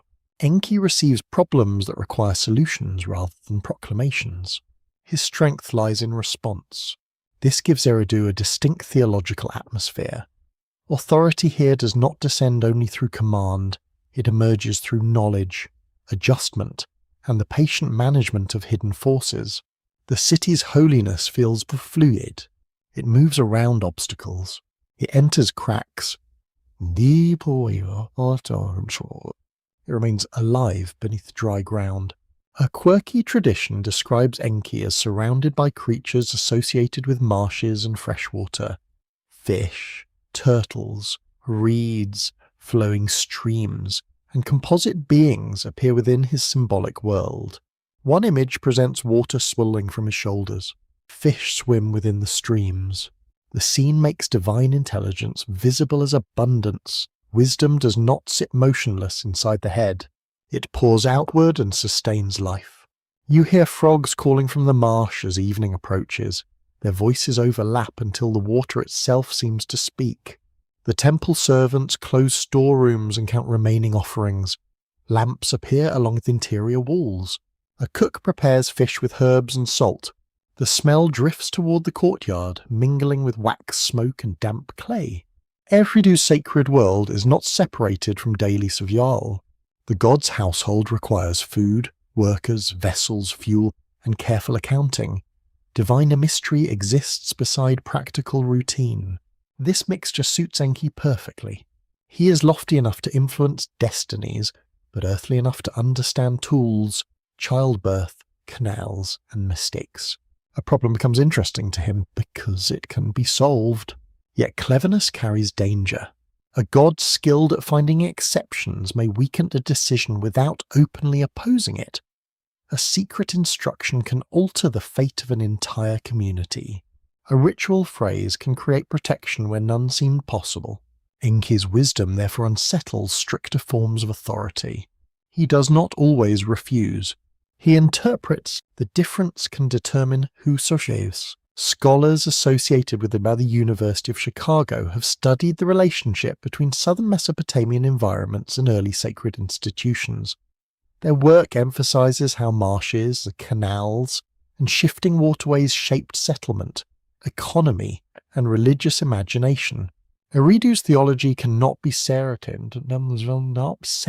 from its landscape. Fresh water is life. It is also unstable. Channels move, shorelines retreat, and fertile ground can become salt-damaged. A city depending upon the water must constantly understand and manage it. Wisdom becomes environmental survival. The open scholarly debate concerns whether Eridu truly deserves the title of the first city. Other settlements also developed very early, and archaeological evidence rarely obeys later literary rankings. The title may express sacred prestige rather than measurable priority. Still, the tradition chose Eridu for a reason. Its temple sequence was ancient. Its god governed the foundations of civilized knowledge. Its watery setting seemed close to the beginning of creation itself. You walk beyond the sanctuary toward the marsh edge. The sky darkens into violet. Insects gather above the reeds. A narrow boat glides past without a sound except the soft movement of its pole. The city behind you begins to disappear into shadow. Its walls return to the color of earth. Only the temple lamps remain visible. Eridu preserves no simple answer about divine conflict. It offers a different kind of power, one based upon memory, skill, and hidden depth. Its god does not dominate through noise. He waits beneath the surface. He understands that rigid systems eventually meet situations they cannot contain. When that moment arrives, survival belongs to whoever knows the secret path through the rules. The marsh grows darker. Water continues moving where the eye cannot follow. Within that unseen current, Enki's ancient intelligence remains awake. A dry wind moves across the plain as you approach Nippur, carrying dust against the city walls in soft, persistent waves. The air tastes of clay and distant fields. Unlike a royal capital, Nippur does not depend entirely upon military power or commercial wealth. Its influence comes from something more difficult to measure. It comes from sacred authority. At the city's center rises the Temple of Enlil, known as the Mountain House. The name suggests height, permanence, and command. Even though the surrounding land remains almost completely flat, the temple becomes a mountain made by human hands. Its terraces lift the sanctuary above streets, workshops, and homes. From below, the walls seem to join earth and sky. You climb a broad stairway beneath the afternoon sun. Each step brings stronger wind and wider view of the cultivated plain. Canals divide fields into long green strips. Villages cluster beside watercourses. Beyond them, the horizon trembles in the heat. From this height, the world appears ordered. That appearance lies at the heart of Enlil's power. He is the god who fixes positions, grants authority, and gives force to decrees. His presence does not flow around obstacles like water. It presses upon them. Inside the sanctuary, the atmosphere is controlled and formal. Temple servants move according to rank. Doors open only for those permitted to enter. The innermost spaces remain hidden from ordinary visitors. Sacred distance creates authority. The farther a person stands from the divine chamber, the more powerful the center appears. A low official waits in an outer court. A senior priest passes through another doorway. The god remains beyond both. You hear a distant bell and the scrape of sandals upon baked brick. Somewhere behind a screened entrance, singers begin a hymn praising Enlil as the one whose word cannot be overturned. The sound is measured. Every phrase reinforces obedience. Mesopotamian tradition often describes divine speech as action.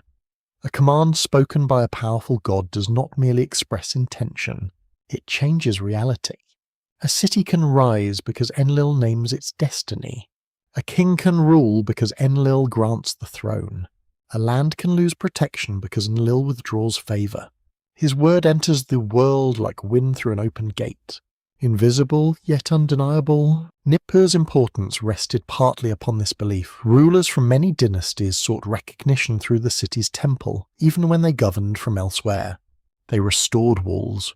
They donated precious objects. They recorded their devotion in inscriptions intended to outlast their own reigns.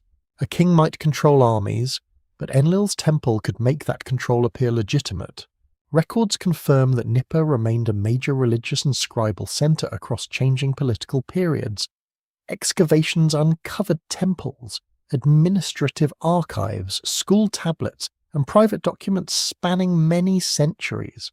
The city endured through sacred continuity. Dynasties changed. Languages shifted. The sanctuary remained. This persistence gave Nippur a peculiar power. It did not need to conquer every neighbouring city. Others came seeking its approval. You enter a scribal room near the temple complex. Students sit on reed mats with damp tablets resting across their knees. A teacher dictates a line. The students press signs into clay, and scrape barrels smooth, and begin again. Their lessons include vocabulary, hymns, legal voice, formulas, proverbs, and model inscription. Through this training, Enlil's authority becomes part of written cultures. Every copied line renews the system. A student learns more than grammar. He learns which gods rank highest. He learns how kings describe themselves. He learns which phrases make power sound eternal. Education becomes a quiet instrument of theology. The smell of damp clay fills the room. A boy hesitates over a difficult sign, then glances nervously toward the teacher. The teacher notices. A wooden stylus taps the edge of the tablet. The lesson continues. One quirky school text presents student life as a mixture of fear, ambition, punishment, and attempts to impress demanding instructors. Divine order may have sounded majestic in hymns, but learning to write it was apparently less majestic. Even sacred authority required homework. Outside the school, officials carry tablets between storerooms. Grain, sheep, oil, wool, and labour assignments all pass through the written control. The temple's holiness depends upon administration. Offerings must arrive on time. Workers must receive rations. Fields must be measured. Animals must be counted. Enlil's cosmic order becomes visible through organised records. A missing number can disturb the sacred household. A false account can threaten trust. Writing gives the institution memory beyond any single official. That memory, strength, and power. You walk through a hall where royal inscriptions line the walls. Each ruler praises his own loyalty and claims to have restored justice, defeated enemies, or rebuilt Enlil's sacred dwelling. The language feels familiar because each king enters the same pattern. Personal ambition disappears inside ritual formula. The ruler presents himself not as a man seeking greatness, but as a servant chosen to fulfill divine necessity.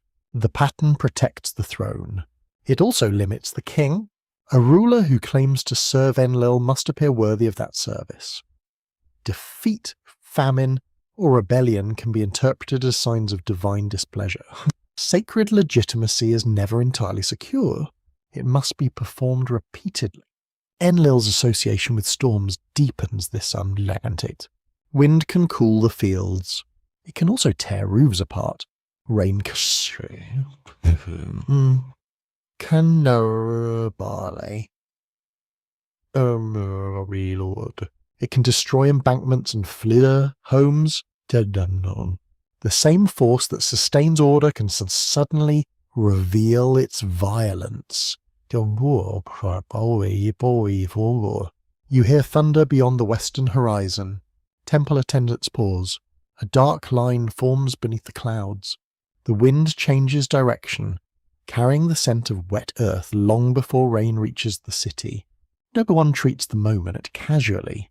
Weather belongs to divine communication. A storm may be blessing, warning, or simple seasonal movement. Ancient observers could not always know which meaning applied. That uncertainty encouraged caution. Enlil's authority therefore contains both protection and fear. He guards the structure of the world. He can also shake it. Research from the University of Pennsylvania has contributed greatly to the study of Nippur through excavated archives and architectural remains. Scholars have reconstructed the city as a centre where religion, education, law, and economy met within one enduring institution. The evidence reveals complexity rather than simplicity. Nippur was sacred, but also crowded, practical, and politically connected. Its priests served divine ideals while negotiating with rulers. Its scribes preserved ancient literature while producing everyday contracts. Its households prayed beneath the shadow of a temple that also managed land and labour. The divine and ordinary remained tightly joined. An open scholarly debate concerns how independent Nippur's religious authorities were from the kings who patronised them. Some historians emphasise priestly influence. Others stress that rulers shaped temple leadership through wealth, appointments, and military control. The relationship likely shifted across time. Sacred authority and political power needed one another, but neither trusted the other completely. The king required Enlil's blessing. The temple required royal protection. Mutual dependence created cooperation. It also created quiet tension. You enter a ceremonial courtyard as rain begins to strike the paving stones. The drops are large and widely spaced at first. Then the sky opens. Water runs along channels cut into the floor. Priests hurry to protect lamps and textiles. Thunder rolls across the plain. For a moment, the entire city seems enclosed within Enlil's breath. Walls darken. Dust becomes mud. The heat breaks. Children laugh beneath doorways while older residents watch the rising water with careful eyes. Blessing and danger arrive together. This is the logic of Enlil's world. Order is necessary because chaos always waits nearby. Boundaries must be maintained.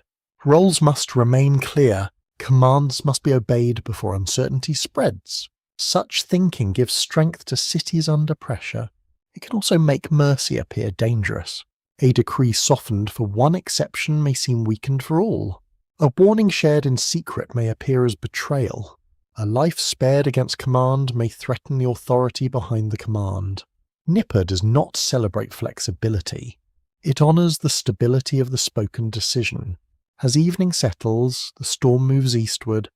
Water drips from roof edges and gathers in shallow pools. The temple walls shine beneath the final lights. From the upper terrace, the city appears renewed. The fields beyond the walls have received rain. The canals carry fresh water. The streets cool under darkness. Enlil's power seems protective again. Yet every drop carries the memory of the storm that delivered it.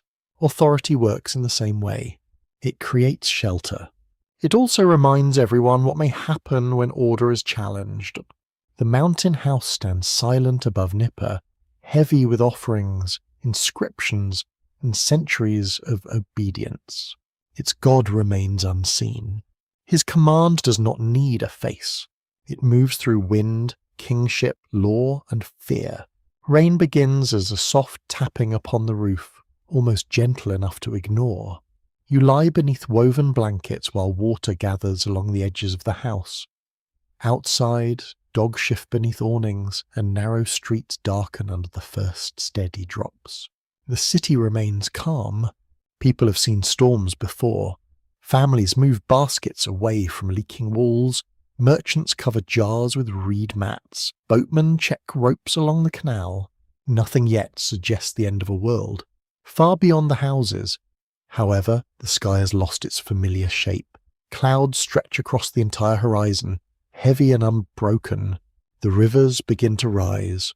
Their water turns darker as soil branches and broken reeds enter the current. Fishing platforms vanish beneath the surface. Low fields become shallow lakes. The rain does not stop. In Mesopotamia, floods were part of ordinary life, but they were never entirely predictable.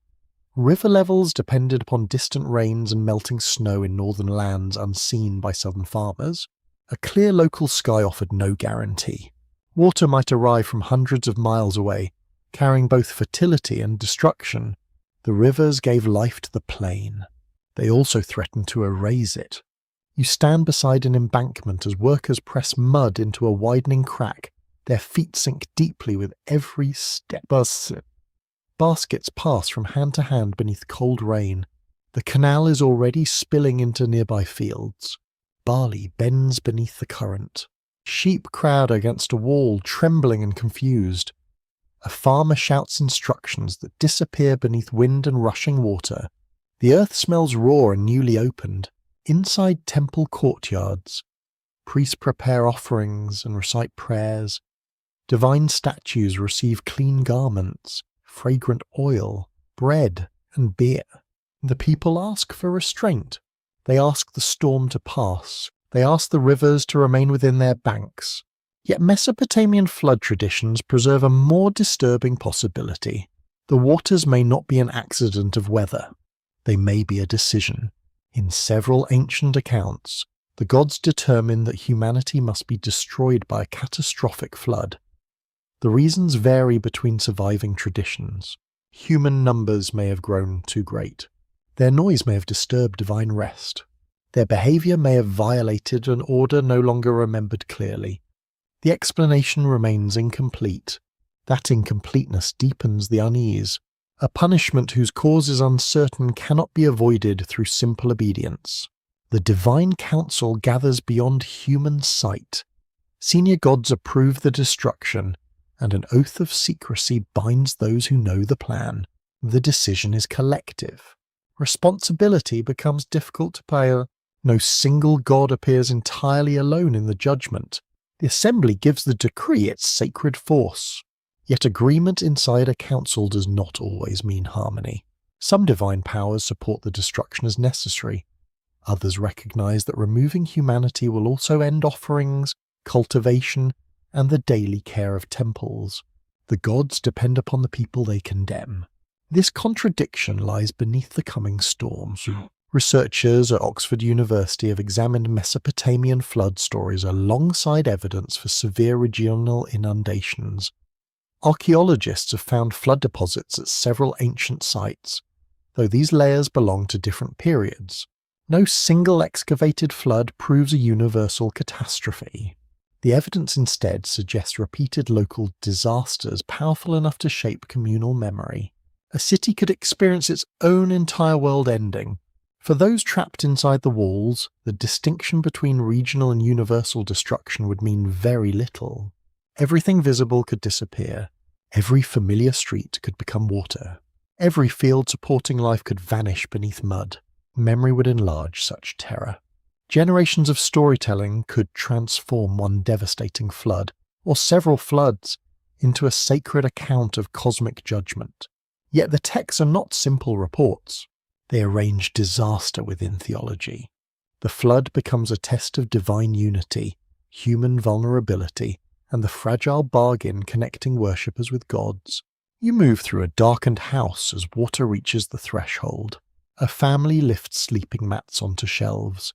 Children carry small jars. An elderly woman presses a household figurine into a cloth bag.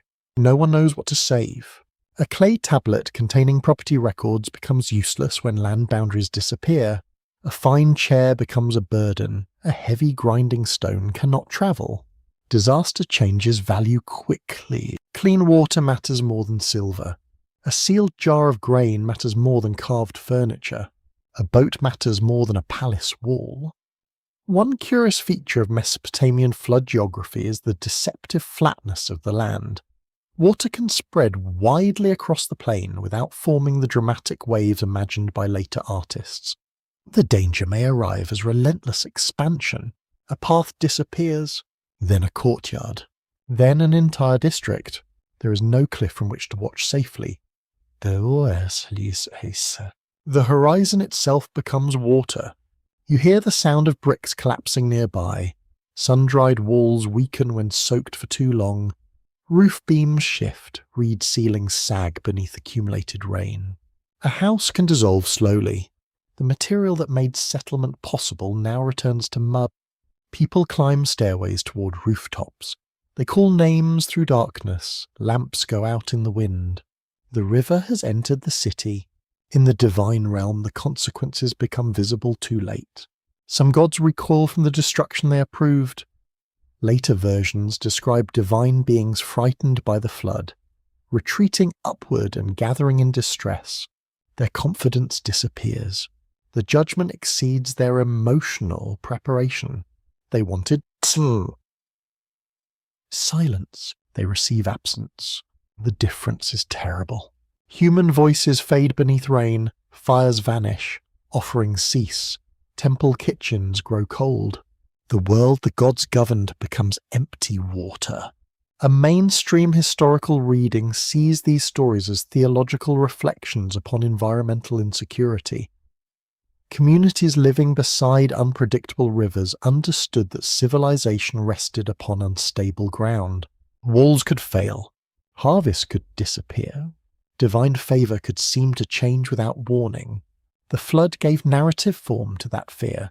Yet scholars continue to debate the precise relationship between the Sumerian, Akkadian, and Babylonian versions. Some argue that later compositions developed from shared older traditions. Others emphasize separate local strands combined by scribes over many centuries. The damaged state of several tablets leaves room for careful disagreement. One fragment breaks at a crucial moment. Another preserves a speech but loses the speaker's name.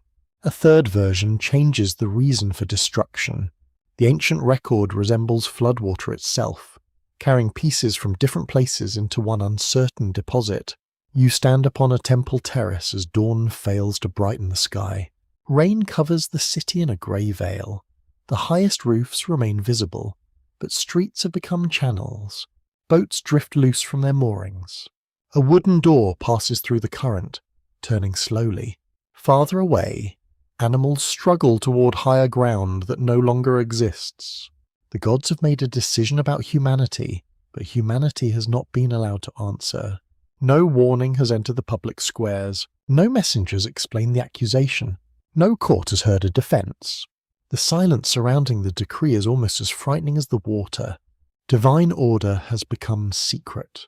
Justice has become unrecognizable. Within that secrecy, however, a fracture opens. One god knows the decree and sees another possibility. He cannot openly break the oath binding the council. Direct rebellion would challenge the authority of the assembly and expose the division among the gods. Yet complete obedience would erase the human world. The problem requires indirects in speech. A warning must be given without being formally addressed. Knowledge must pass through a barrier. A human listener must understand words that are not supposedly spoken to him. The storm continues while this narrow possibility takes shape. You feel rain against your face as darkness gathers again. Water moves through homes, storerooms, gardens, and burial grounds. The plain loses every boundary. In the distance, thunder rolls like heavy doors closing across the sky. The divine council has chosen destruction. The decision appears complete. Yet somewhere within the sound of rain, another intention begins to move. A reed wall stands between a sleeping man and the hidden will of the gods. Rain presses softly against the roof, while river water whispers beneath the foundations. The house smells of wet clay, lamp smoke, wool, and grain stored in sealed jars. No messenger enters. No priest knocks upon the door. Instead, a voice addresses the wall. The words seem intended for reeds and bricks, not for human ears. Yet the man lying nearby remains awake, listening to every careful phrase. His name is Ziusudra in one Sumerian tradition, in later Akkadian accounts. Another survivor carries the name Atrahasis.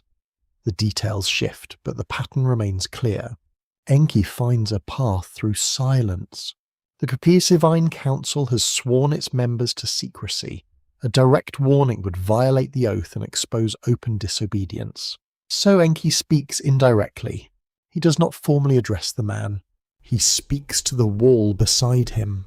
The distinction is almost absurdly delicate, and that is precisely why it works. A rule has been honoured in language while being defeated in purpose. Wisdom moves through wording. You hear the voice beneath the storm. Tear down the house. Build a vessel. Abandon possession. Preserve life. The commands arrive without long explanation. There is no time for debate, and no promise that the plan will succeed. The listener must trust a voice he cannot see. He rises in darkness and touches the damp reeds. Perhaps he wonders whether sleep has deceived him. Perhaps he already understands. A warning from Enki rarely arrives by accident. The vessel described in the traditions is no ordinary riverboat. Its proportions, materials, and construction receive careful attention. The survivor must gather timber, reeds, bitumen, rope, and skilled labour. Every choice matters. The hull must resist pressure. The seams must remain sealed. The structure must carry people, animals, food, tools, and the fragile beginnings of another human world. Creation now depends upon craftsmanship. This is Enki's favoured territory. He does not stop the flood through raw force. He creates an exception through knowledge. A decree may control the waters. A well-built vessel can survive within them. The survivor faces another problem. How can he explain the work to his neighbours? A massive boat rising beside a house would attract questions. Workers require payment, food, and instructions. Families want to know why timber is being gathered beneath a blackening sky. The Count preserves a clever answer. The man tells his community that he has fallen out of favour with Enlil and must leave the land. His departure will bring blessings upon those who remain. The explanation turns suspicion into cooperation. They believe they are helping him soar away. They do not understand that he's preparing to outlive them. This creates one of the story's most unsettling scenes. Neighbours carry materials. Craftsmen seal the hull. Children watch from doorways. The future survivor moves among people whose fate he cannot openly reveal. Does he feel guilt? Does he attempt to persuade them? The surviving texts do not fully answer. Silence becomes another burden placed upon him. A mainstream historical interpretation sees the vessel instructions as evidence of genuine Mesopotamian boat-building knowledge. Reedcraft coated with bitumen were common across river and marsh environments. Bitumen created a water resistance and seal. Rope and bundled reeds produced flexible strength. The mythical vessel magnifies familiar technology into a means of cosmic survival. This makes the scene feel practical. You can smell the heated bitumen. It is sharp, oily, and difficult to escape. Workers stir it in large containers, then spread it across seams with paddles and cloth. Their hands darken. The vessel grows slowly beneath constant rain. One quirky detail appears in some ancient descriptions of boats. Mesopotamian craft could be round, narrow, broad, or heavily loaded depending upon their purpose.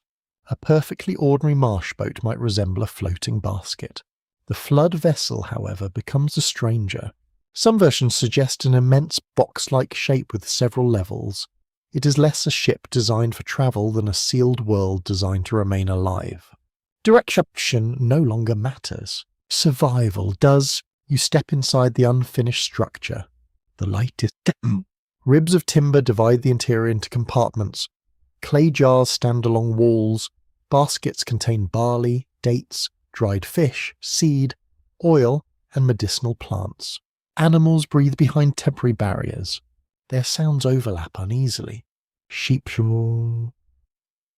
shuffle. Birds strike their wings against woven cages. Cattle pull against ropes. Every creature feels the coming change without understanding it. The survivor's household enters quietly. Relatives carry bundles, tools, and bedding. Craftsmen may also be brought aboard, because rebuilding requires more than bloodlines. A world needs skills. Someone must know how to plant. Someone must repair wood.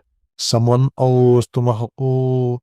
must shape clay. Someone must remember songs, measurements, rituals, and the names of stars. The vessel becomes an archive made from living memory.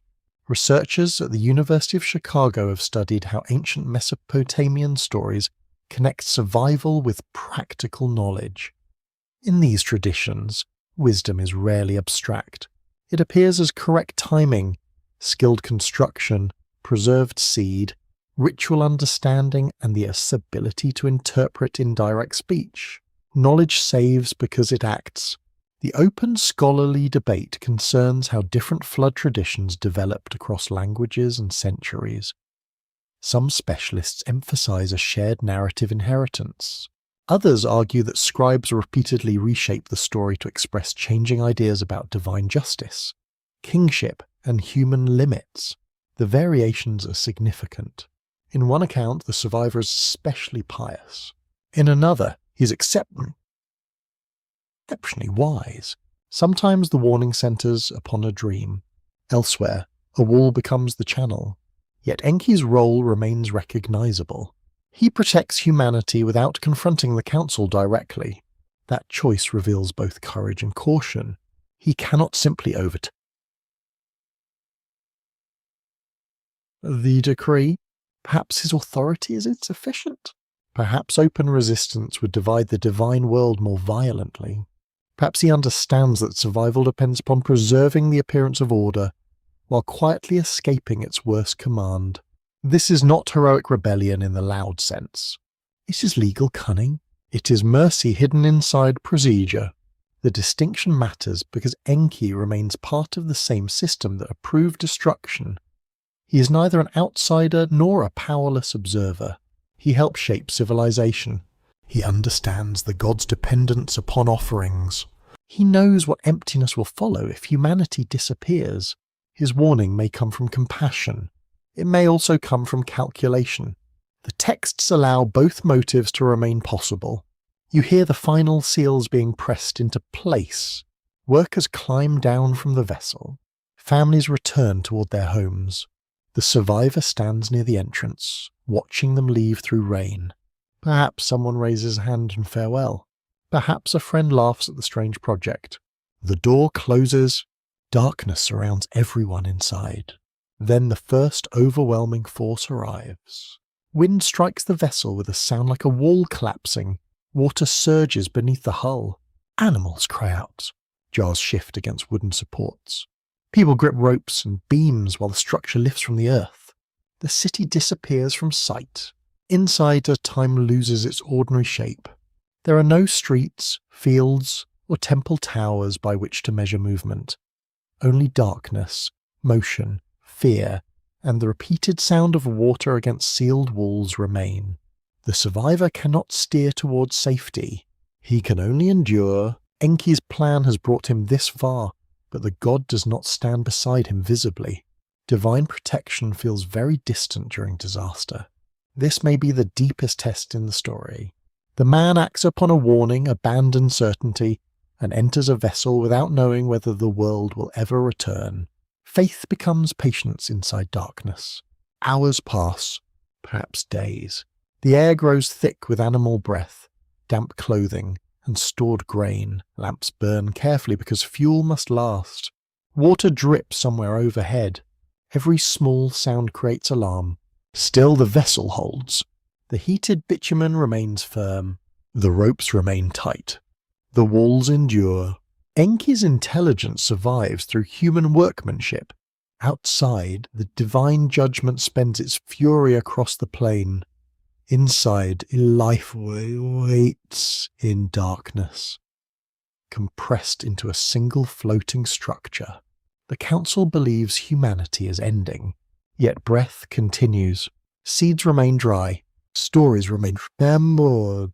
The warning has passed through reeds, entered a human mind, and become wood, rope, food, and motion. A god has broken silence without technically speaking to the listener. A man has obeyed without understanding everything. A world has been hidden inside a vessel, while the old world disappears. And beneath the roar of water, Enki's quiet defiance continues to speak. The rain has stopped, but silence now covers the world more completely than any storm. You stand upon wet ground where reeds lie flattened beneath mud. The air carries the scent of silt, broken wood, stagnant water, and something colder than grief. There are no market cries, no hammers strike clay, no children call from rooftops. The surviving household steps carefully from the vessel, uncertain whether the earth beneath them is stable. Their feet sink into fresh deposits left by retreating water. Everything familiar has vanished. The plain stretches outward without roads, boundary stones, gardens or walls. River channels have shifted. Fields have become shallow pools. The world has lost its human pattern. Inside the divine realm, the silence creates panic. The gods expected punishment to restore order. Instead, the destruction removed those who cultivated land, prepared food, maintained temples, and filled sacred courtyards with offerings. Hunger enters heaven. This detail feels strange, almost humorous, yet its meaning is serious. Mesopotamian gods depend upon ritual care performed by human communities. Without worshippers, divine households become empty institutions. No bread reaches the tears, no beer fills ceremonial vessels, no fragrant smoke rises from roasting meat and scented woods. The gods discover that authority cannot survive without service. The flood has not simply punished humanity, it has exposed divine dependence. You enter the assembly chamber where the great powers gather beneath dim light. Their robes are damp with mist, and their faces reveal unease. No one celebrates the silence below. Some gods accuse the council of excess, others defend the decree as necessary. A few remain quiet, waiting to learn whether any life escaped. The unity surrounding destruction begins to dissolve. Enlil enters with the certainty of a ruler expecting obedience. He believes the decision was complete and that no human being should remain. Then smoke rises from the earth. The scent reaches heaven. Fat, grain, and aromatic plants burn upon a hastily prepared altar. The gods gather around the offering with desperate attention.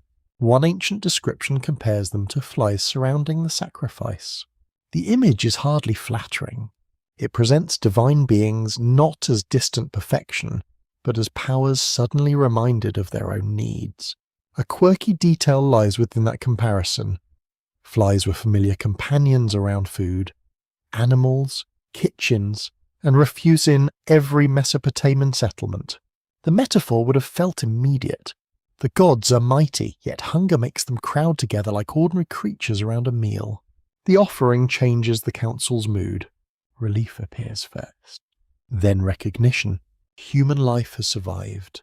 Enlil sees the smoke and understands that someone escaped the decree. His anger returns with frightening speed. He asks which god permitted this.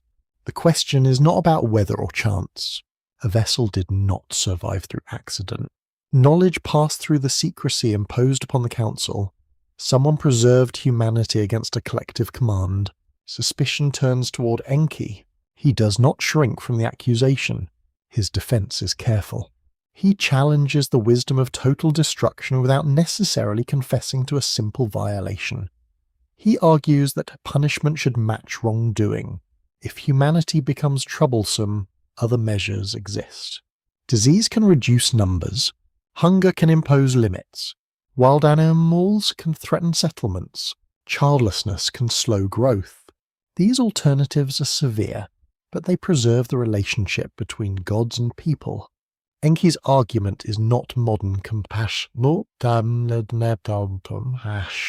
It is proportionality. A system should correct disorder without erasing the entire structure supporting it. This strikes at the heart of Enlil's decision.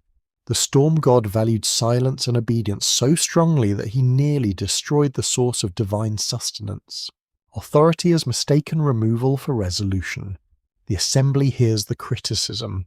Some members may agree openly, others may simply recognize that the flood cannot be repeated without risking another empty world.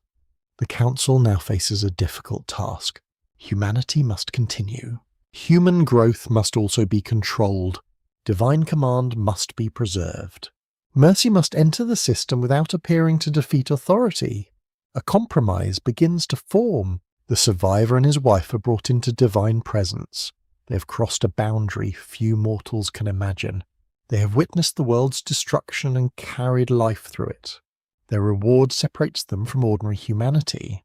They receive an existence beyond normal mortal limits and are placed in a distant land, removed from the communities that will rise again. The choice protects their uniqueness.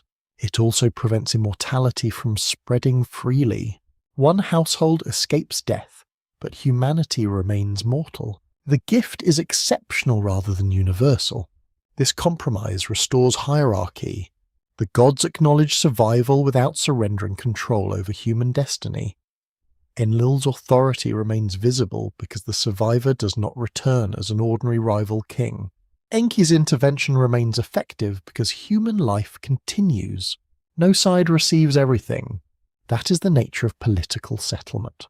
Research associated with Harvard University has examined Mesopotamian literature as a tradition deeply concerned with limits, especially the limits placed upon kings, cities, lifespan, and human ambition. The flood settlement fits that pattern. People may build again. They may cultivate, worship, trade, marry, and rule. They may not become equal to the gods. Mortality becomes the boundary-preserving divine distinction. The survivors descend from the altar, site, and begin considering the ruined plain. They have seed. They have animals. They have memory. What they lack is certainty. Will the rivers remain within their banks? Will the gods preserve their new agreement? Will another hidden decree threaten human life? The answers remain unclear. Divine promises in Mesopotamian tradition often require continued ritual, obedience, and favourable conditions. Security is never unconditional. The gods can change. Cities can lose favour. Kings can fail. The new order therefore contains anxiety from its beginning. You walk through the council chamber while voices settle into formal language. A renewed arrangement is being established. Human numbers will no longer increase without restraint. Mortality, illness, infertility, and social roles will regulate population. Some lives will be long, others will end early. The myth uses divine policy to explain painful features of human existence. Death becomes more than biological necessity. It becomes part of a negotiated system. This idea is unsettling because suffering appears administrative. A childless household, a failed birth, or a sudden illness can be interpreted as one expression of limits imposed after catastrophe. Ancient listeners may have found explanation within the story. They may also have found fear. The open scholarly debate concerns whether the flood myth primarily defends divine justice or exposes its instability. Some scholars read the council's compromise as evidence of wisdom emerging through correction. Others see a troubling portrait of gods whose decisions are inconsistent, emotional and dependent upon human offerings. Both readings remain possible. The gods recognize their mistake. They do not fully admit guilt. Enlil does not surrender his position. Enki does not overthrow him. The council repairs itself through negotiated limits rather than confession. This resembles many human institutions. A disastrous policy may be revised while authority avoids acknowledging complete failure. New rules appear. Responsibility becomes distributed. The structure survives. Memory carries the unresolved tension. You return to the river plain at dusk. The survivors build a small shelter from reeds and salvaged timber. Smoke rises through the roof. Animals settle nearby. The first meal is simple. Grain is crushed. Water is boiled. A lamp burns beside the entrance. These ordinary acts signal the return of civilization more clearly than any royal monument. Life begins again through routine. Yet the divine world has changed. The council now understands that humanity cannot be removed without consequence. Human beings serve the gods, but that service gives them unexpected importance. Dependence creates leverage. A worshipper may appear humble while supporting the entire sacred economy. A farmer digging mud may seem insignificant while sustaining temples, palaces, and divine prestige. The gods cannot easily forget this truth. Enlil has learned that total obedience can produce total emptiness. Enki has learned that hidden resistance can preserve life, but also deepen suspicion among the highest powers. The Assembly has learned that collective decisions do not erase individual responsibility. Humanity has learned nothing directly. Most human beings are gone. Those who remain receive no complete explanation for why the destruction happened, or why survival was permitted. They inherit the consequences without hearing the full debate. This silence becomes part of the new world. People rebuild beneath divine authorities whose disagreements remain hidden. They offer food to gods who once approved their extinction. They praise order without knowing how close that order came to destroying itself. Perhaps this is why the flood traditions feel so uneasy. Survival does not prove justice. It proves that one possibility escaped another. The waters withdraw, but the argument does not. It settles into mortality, ritual obligation, population limiters, and the fragile dependence joining gods with human communities. Night spreads across the wet plain. Frogs begin calling from newly formed pools. A child sleeps beside a lamp while adults speak quietly about planting shelter and the return of seasons. Above them, the divine council appears united once more. Its agreement is real. So is its fracture. Perfumed smoke drifts through a high doorway as drums begin sounding within the sacred precinct of Uruk. You enter beneath banners stirred by evening wind. Gold, lapis-coloured glass, carved shell, and polished copper catch the light from oil lamps. At the centre of this brilliance stands Inanna. She is not quiet water or distant wind. She is movement. Her presence belongs to desire, warfare, political power, fertility, beauty, danger, and the sudden reversal of fortune. No single title contains her. A young ruler may praise her as the source of victory. A lover may call upon her tenderness. A city under threat may imagine her armed and furious. She crosses boundaries that other gods guard. This makes her powerful. It also makes her unsettling. You walk through a temple courtyard where singers perform hymns before her statue. Their voices rise beneath painted beams while musicians pluck lyres and strike frame drums. The statue wears fine garments. Jewelry covers the neck and arms. A horned crown marks divine rank. Large eyes gaze forward with an expression impossible to read. Worshippers approach with offerings. Some ask for love. Others ask for revenge. A merchant seeks favourable exchange, a soldier requests courage, a king desires legitimacy. Inanna receives contradictory prayers without becoming contradictory herself. Contradiction is part of her nature. She can create attraction and conflict within the same moment. She can grant political favour, then withdraw it without warning. Her mythology reflects the instability of power. Nothing remains secure near her. Ancient hymns present Inanna as a goddess who takes possession of sacred powers associated with civilization. These powers include kingship, craft, sexuality, music, judgment, and social institutions. They are sometimes described as divine ordinances. Each one represents an element making organized life possible. In one celebrated account, Inanna travels to Enki's city and receives many of these powers during a feast. The transfer occurs through hospitality, drink, persuasion, and perhaps calculated opportunity. The scene is almost playful. Its consequences are not. Inanna loads the sacred powers onto a vessel and carries them toward Uruk. Enki later regrets the gift and sends servants to recover what has been taken. She refuses to return them. Civilization itself becomes contested property. The story presents no simple theft. Enki gives the powers while drinking. Inanna accepts them openly. Regret arrives only when the consequences become clear. Who is responsible? The giver who loses judgment, the receiver who recognizes opportunity, the devasia, divine servants who fail to stop her. The question remains deliciously uncomfortable. A quirky detail in this tradition concerns the repeated attempts to intercept Inanna's boat.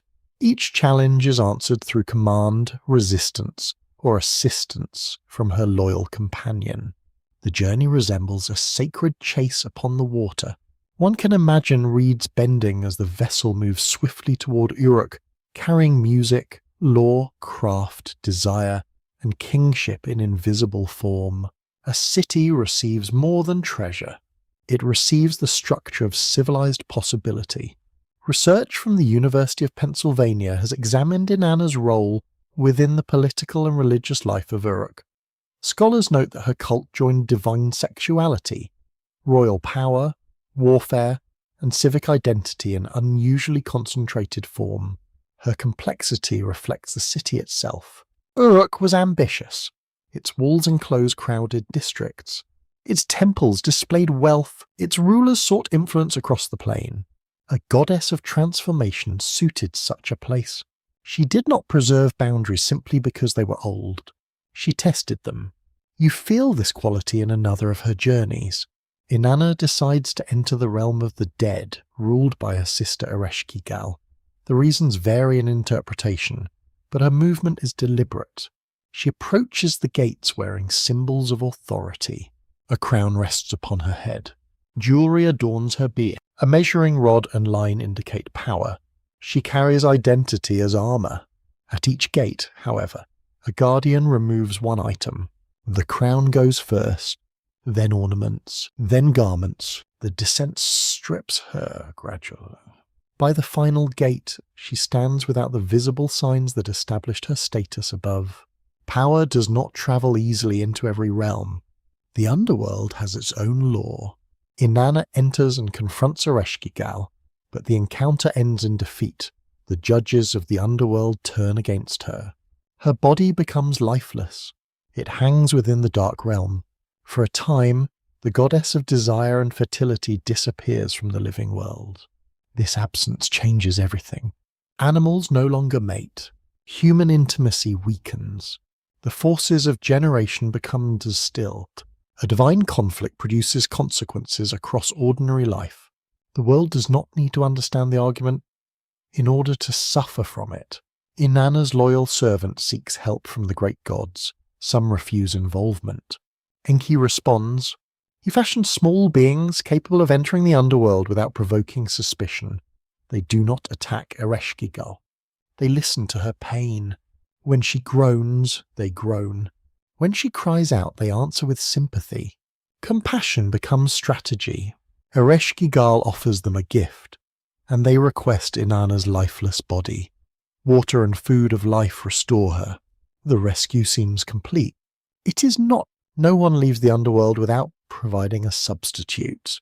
Inanna must choose someone to descend in her place. She returns to the living world surrounded by stern spirits. Along the way, she encounters servants mourning her absence. She spares them. Then she finds Dumuzi, her husband, seated in fine clothing rather than dressed in grief. Her reaction is immediate. She gives him to the underworld. The decision has troubled readers for centuries. Was Dumuzi careless? Was Inanna enraged by his lack of mourning? Does the story preserve seasonal symbolism connected with vegetation and fertility? The text permits several layers at once. Dumuzi flees and seeks protection, but his escape cannot last forever. His sister eventually shares part of his fate. Their alternating absence becomes associated with seasonal cycles. Life withdraws, life returns. Divine punishment becomes a pattern in nature. The open scholarly debate concerns whether Inanna's descent began primarily as a ritual myth, a political allegory, a seasonal narrative, or a theological exploration of death and authority. No single interpretation explains every detail. The story resists reduction because Inanna herself resists fixed identity. She is lover and judge, victim and punisher, bearer of civilization and source of disruption. Her presence widens the divine conflict beyond a disagreement between male authorities. She introduces another form of power. It is personal, mobile, theatrical, and fiercely ambitious. You stand in Uruk as a royal procession approaches her temple. The ruler walks beneath a canopy while priests scatter petals and aromatic herbs. Crowds press against the street edges. The king seeks her favour. That favour cannot be assumed. Inanna's support may lift a ruler toward greatness, but her anger may cast him down. Royal hymns often portray the relationship between king and goddess through intimacy, devotion, and divine selection. Political legitimacy becomes emotional. A ruler is not merely appointed, he is desired. This makes authority brilliant and unstable. Love can change. Preference can shift. Another city may attract favour. A king dependent upon Inanna's affection stands upon beautiful but uncertain ground. Records from Mesopotamian literature confirm that rulers repeatedly associated themselves with her power, especially in periods when Uruk's traditions carried broad prestige. Her approval could symbolize military success and fertile abundance. Yet her myths refuse to make her a simple patron of order. She seeks what others possess. She enters forbidden regions. She survives loss. She punishes disappointment. Every act changes the balance around her. You hear sandals squeak against polished floors as temple attendants carry jewellery toward a storeroom. Perfume fills small stone containers. Textiles embroidered with coloured thread lie folded upon shelves. These objects express devotion, but they also participate in political display. A wealthy temple advertises the strength of its city. A splendid goddess reflects powerful worshippers. Sacred beauty becomes civic competition. Inanna thrives within that competition. She turns prestige into movement. She carries divine powers from one city toward another. She enters the underworld and disturbs its boundaries. She chooses rulers and condemns companions. No council can fully contain her. Perhaps this explains why she appears so often at moments of transformation. She embodies the dangerous energy required for change. Without such energy, with too much, they become unstable. The night deepens over Uruk. Music continues inside the temple while lamps burn along the upper walls. Beyond the city, the plain lies dark and quiet. Inanna's statue remains still. Her stories do not. Her stories do not. They move between love and battle, heaven and death, gift and theft, creation and loss. Through her, the divine division becomes larger than policy. It becomes desire, and desire rarely accepts the place assigned to it. At dawn, smoke rises from several cities across the river plain, each column marking a different sacred centre. You stand upon a road packed hard by carts, sandals, and animal hooves. To the east, a temple terrace catches the first light. Farther south, another city honours another divine patron. No single sanctuary speaks for everyone. Mesopotamian religion grows within a landscape of competing cities. Each community preserves its own traditions, ceremonies, priestly families, and claims to divine importance. The gods belong to a shared world. Yet every city tells that world differently. A traveller crossing the plain might hear one god praised as supreme in one place, then find another elevated elsewhere. The contradiction does not necessarily trouble ancient worshippers. Divine hierarchy can shift with geography. A local temple presents its patron as protector, ruler, parent, judge, or source of abundance. Hymns enlarge that God's power until the city itself seems positioned near the centre of creation. This is theology shaped by civic pride. It is also politics spoken through sacred language. You enter Lagash during a festival dedicated to Ningirsu, the city's powerful warrior god. Banners hang beside the streets. Bronze weapons gleam in processions. Farmers bring grain, fish, and livestock toward temple courtyards. Ningirsu is praised as a defender of fields, canals, and lawful boundaries. His strength protects the people from enemies and disorder. In neighbouring Umma, however, those same boundaries may be remembered differently. The two cities fought repeatedly over fertile land between their territories. Surviving inscriptions describe surveys, agreements, broken oaths, battles, and divine claims.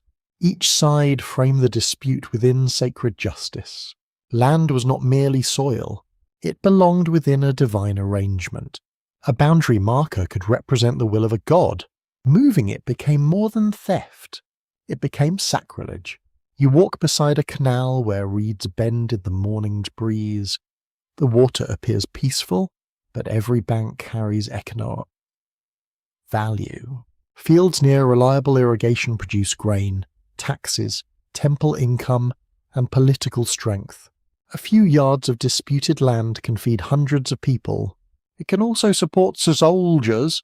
Arguments about theology therefore rest upon mud, water source, and harvest. The divine language is real, but so are the barley fields. A ruler of Lagash may claim that Ningisu ordered him to restore a violated frontier. His inscription presents war as obedience. A ruler of Umma can answer with another sacred justification.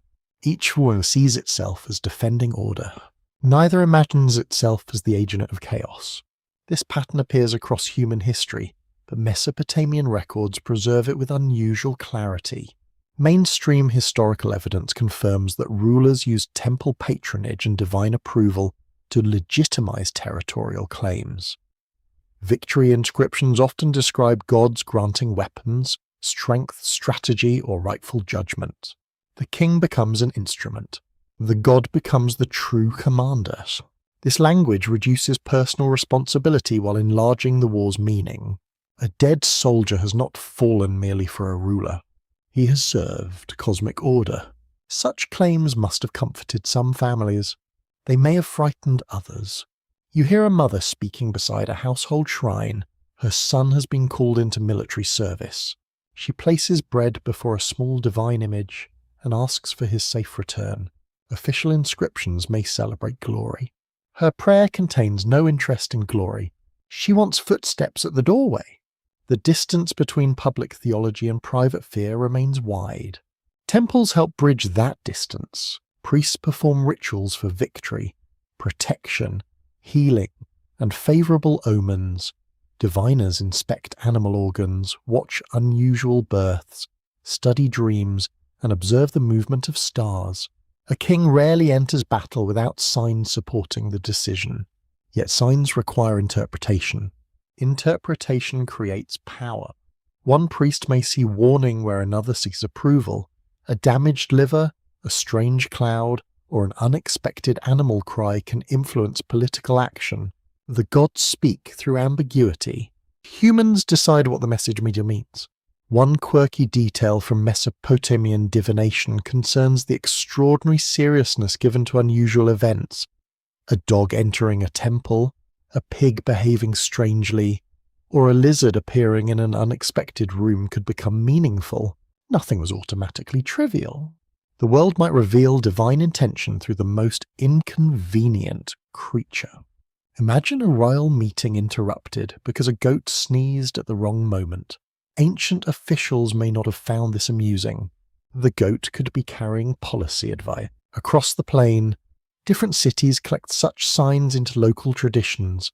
Their scribes preserve omen series, hymns, myths, and ritual instructions. Over generations, each archive develops its own emphasis. One city celebrates a warrior god.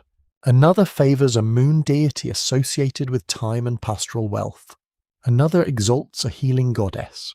Another honours a god of writing and wisdom. These traditions overlap, but they do not become identical.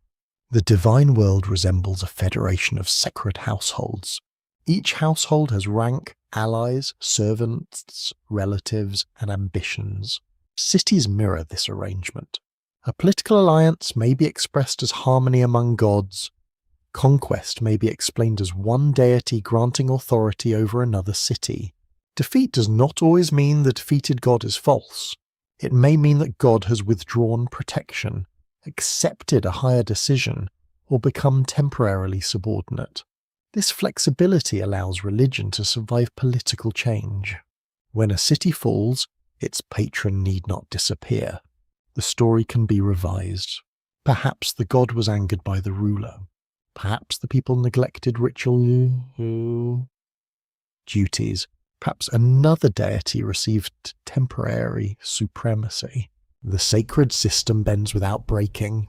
Researchers at Yale University have explored how Mesopotamian myths and royal inscriptions create what might be called political theology. Cities used divine relationships to explain earthly power, while earthly events reshape the stories told about the gods. The process worked in both directions. Politics entered myth, myth entered administration. A new ruler could renovate an old temple and present himself as the chosen restorer of ancient order. The building project improved prestige, employed labourers, strengthened local loyalty, and pleased the divine patrons. Sacred devotion and statecraft became almost impossible to separate. You enter a temple workshop where craftsmen carve a stone foundation deposit. The inscription names the ruler, the god, the building, and the promised blessing. The object will be buried beneath a wall. Few living people will ever see it. Its intended audience includes future kings and the divine world. The ruler writes himself into the structure. If the temple survives, his name survives with it. If another king rebuilds later, the deposit may be discovered and honoured, or ignored. Memory is political even underground. The open scholarly debate concerns how strongly ordinary citizens identified with official city theology. Some historians argue that local patron gods shaped civic identity deeply across social classes. Others note that households worship many deities, including personal gods, protective spirits, ancestors, and healing powers. Official religion may not describe private belief completely. A labourer could praise the city's great god during festivals while relying daily upon a small household deity. A merchant travelling abroad might honour foreign gods for practical reasons. Religious loyalty was layered. It did not always require exclusivity. This helps explain how rival cities could share myths while competing fiercely. Their people recognized many of the same divine names. They traded with one another. They intermarried. They copied literary texts across regional boundaries. Yet they also shaped those shared traditions to support local prestige. The same god could appear as ally in one composition and subordinate in another. Sacred genealogy became negotiable. A deity's family relationships might shift as cult centers rose or declined. This was not careless inconsistency. It was adaptation. You leave the city gate as evening settles over the fields. In the distance, temple platforms rise above separate settlements. Each one claims the connection with heaven. Each one preserves songs describing its patron as uniquely powerful. The landscape contains many centers. That is the quiet source of tension. A world with several sacred centers can cooperate, but it can never be entirely simple. Every city guards its own memory. Every priesthood protects its own rank. Every ruler prefers a divine order. Places his community near the top. Here, the gods become participants in civic rivalry because people understand politics through them. Perhaps the divine conflict preserved in the tablet is partly a memory of this fractured human landscape. Not a single war in heaven, but many earthly disputes projected upward and made timeless. Water rights become divine judgment. Military victory becomes sacred selection. Local pride becomes cosmic hierarchy. The transformation does not make the stories false. It reveals what they were asked to carry. Night spreads across the plain while distant temple fires begin to glow. From each city, hymns rise toward the same dark sky. Their words do not agree completely. Their hopes are remarkably similar. Protection, abundance, justice, victory, memory. Each community asks the divine world to confirm its place within creation. And above the sleeping fields, the gods seem to answer in many different voices. A single lamp burns in a narrow room while a scribe bends over a damaged tablet. The clay is dried long ago. Its edges are broken. Several lines have vanished where the surface crumbled beneath pressure, heat, or careless storage. The surviving signs remain small and precise. The scribe studies them in silence. He is not merely copying words, he is rebuilding memory. Around him, shelves hold tablets gathered from temples, palaces, schools, and private houses. Some contain hymns. Others preserve contracts, lists of kings, ritual instructions, omens, laments, myths, and letters. Together they form a broken archive of the world. No single tablet contains the whole store. A hymn praises one god above all others. A royal inscription glorifies a ruler whose enemies describe him differently. A school exercise preserves an ancient phrase because generations of teachers considered it useful. A fragment from a ruined city remembers destruction as divine abandonment. The past arrives in pieces. Scribes must decide how those pieces belong together. You hear the scratch of a reed stylus against fresh clay. The sound is dry and steady. A young apprentice waits nearby with a clean tablet resting upon his knees. He repeats each line as his instructor dictates. The wording is old. Some expressions no longer belong to everyday speech. Their pronunciation may already be uncertain. Still, the apprentice copies them carefully. Prestige protects ancient language. A sacred text does not lose authority merely because ordinary people stop speaking its oldest form. Instead, distance can make it more powerful. The words sound inherited. They seem to carry the weight of vanished kings and forgotten temples. This is how scribes become guardians of worlds they never saw. They preserve traditions from cities buried beneath newer streets.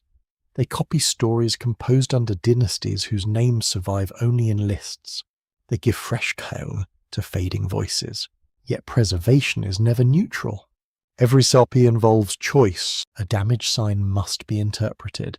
A missing phrase may be restored from another version. A difficult passage may be explained by a gloss. A local god may be given a more familiar title. The scribe serves memory, but memory changes beneath his hand. Records confirm that Mesopotamian scribal schools transmitted literary works across many centuries. Texts were recopied in different cities, often with variations in wording, spelling, order, and emphasis. These differences reveal movement. Stories travelled. As they travelled, they adapted to new temples, rulers, and audiences. A myth first shaped within one sacred centre could later be copied in another city where the divine hierarchy looked different. The names might remain. Their rank might shift. A minor god could gain importance. A local patron could be inserted into a scene. An old conflict could receive a new political meaning. The process resembles weaving with inherited thread. The pattern changes, but the material remains recognizable. You enter a large tablet room where senior scholars compare several copies of the same composition. One version has clearer opening lines. Another preserves the ending. A third contains unusual signs that may represent an older tradition. The scholars place them side by side. They speak quietly. One argues for a familiar reading. Another points to a rare sign used in a different archive. A third remains unconvinced. Ancient scholarship was not always passive repetition. It involved classification, comparison, explanation, and disagreement. The scribes knew that texts could conflict. They also knew that authority had to survive those conflicts. One response was harmonization. Different divine traditions could be arranged into genealogies. Separate gods might be identified as aspects of one another. Local titles could be placed within wider lists. A city's patron might retain dignity while joining a broader system. This did not erase rivalry. It organized it. The divine world became more structured as scribes connected traditions that had once developed separately. Lists became tools of theology. A god's position on a tablet could express rank, family, function, or political importance. The arrangement looked orderly even when the stories remained restless. There is something quietly powerful about this method. A list appears simple, yet choosing who stands first can reshape the universe. One quirky feature of scribal culture is the fondness for enormous lexical lists. Students and scholars copied columns of words for animals, plants, stones, professions, places, and divine names. Some lists became so extensive that they seem almost obsessive. The world could be controlled by naming it. A rare fish, an obscure tool, or a minor divine servant might receive its proper place within clay. Order begins with classification. That impulse also affects myth. A divine quarrel that once felt wild may be fitted into a sequence of causes. A catastrophe may be linked with a royal list. A city's destruction may become part of a larger cycle. Scribes transform memory into structure and structure. They do not remove mystery. They give mystery a shelf. In a temple archive, an elderly scholar reads a lament describing a city abandoned by its protective god. The poem speaks of empty streets, silent gates, scattered families, and ruined sanctuaries. Its grief feels immediate, though the disaster occurred generations earlier. The scribe copies it for a new audience. Perhaps another city now fears invasion. Perhaps a ruler wants the old lament performed during ritual. The poem changes function. It becomes both memory and warning. A ruined city can teach a living city how to understand danger. This is one reason ancient texts survive. They remain useful. A story about divine conflict can explain political collapse. A tale of sacred rebellion can illuminate labor unrest.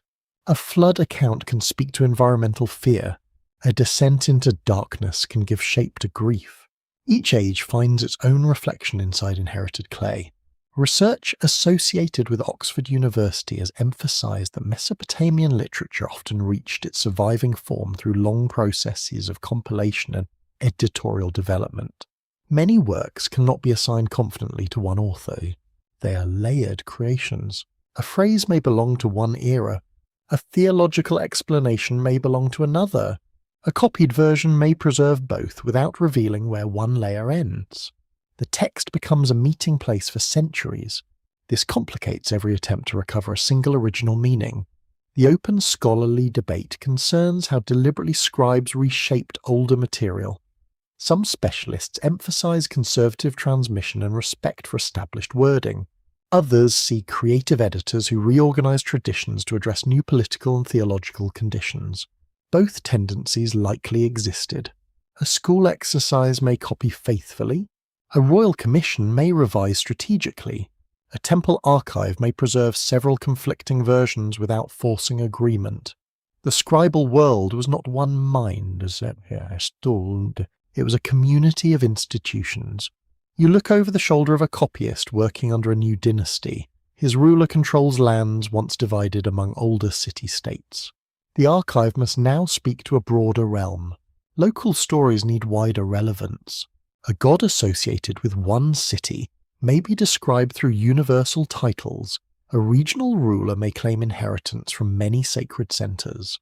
The past is gathered to support a larger present. This is not simple deception. Empires need memory as much as villages do. They require stories explaining why distant peoples belong within one order. Scribes provide that architecture. They connect royal descent, divine approval, city traditions, and ancient catastrophe into a continuous pattern. The pattern makes recent power appear inevitable. Still, cracks remain. A copied hymn may preserve loyalty to a defeated city.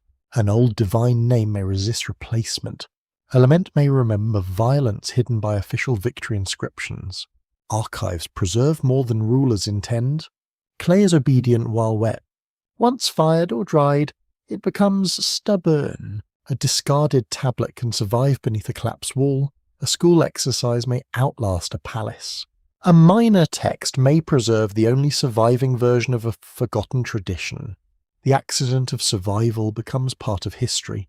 You move through a storage chamber where broken tablets fill baskets.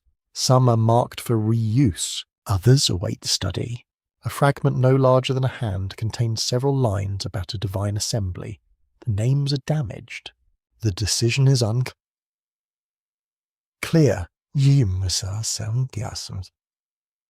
Yet one surviving phrase suggests disagreement. That phrase may be enough to reshape a modern interpretation thousands of years later. The scribe who copied it could never know this. His work was local. Its consequences are all.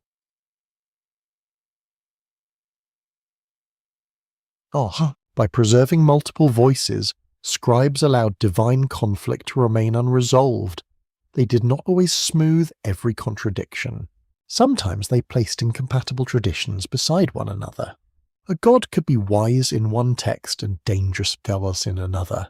A ruler could appear chosen in one inscription and condemned in a lament. The archive accepts tension. Perhaps this reflects scholarly honesty. Perhaps it reflects institutional caution. Destroying an old tradition could offend its god, its priesthood, or its community. Better to preserve it and reinterpret the relationship. Memory survives through inclusion. Night deepens outside the tablet room. The apprentice finishes his final line and sets the fresh copy beside the damaged original. The new clay is smooth, complete, and easy to read.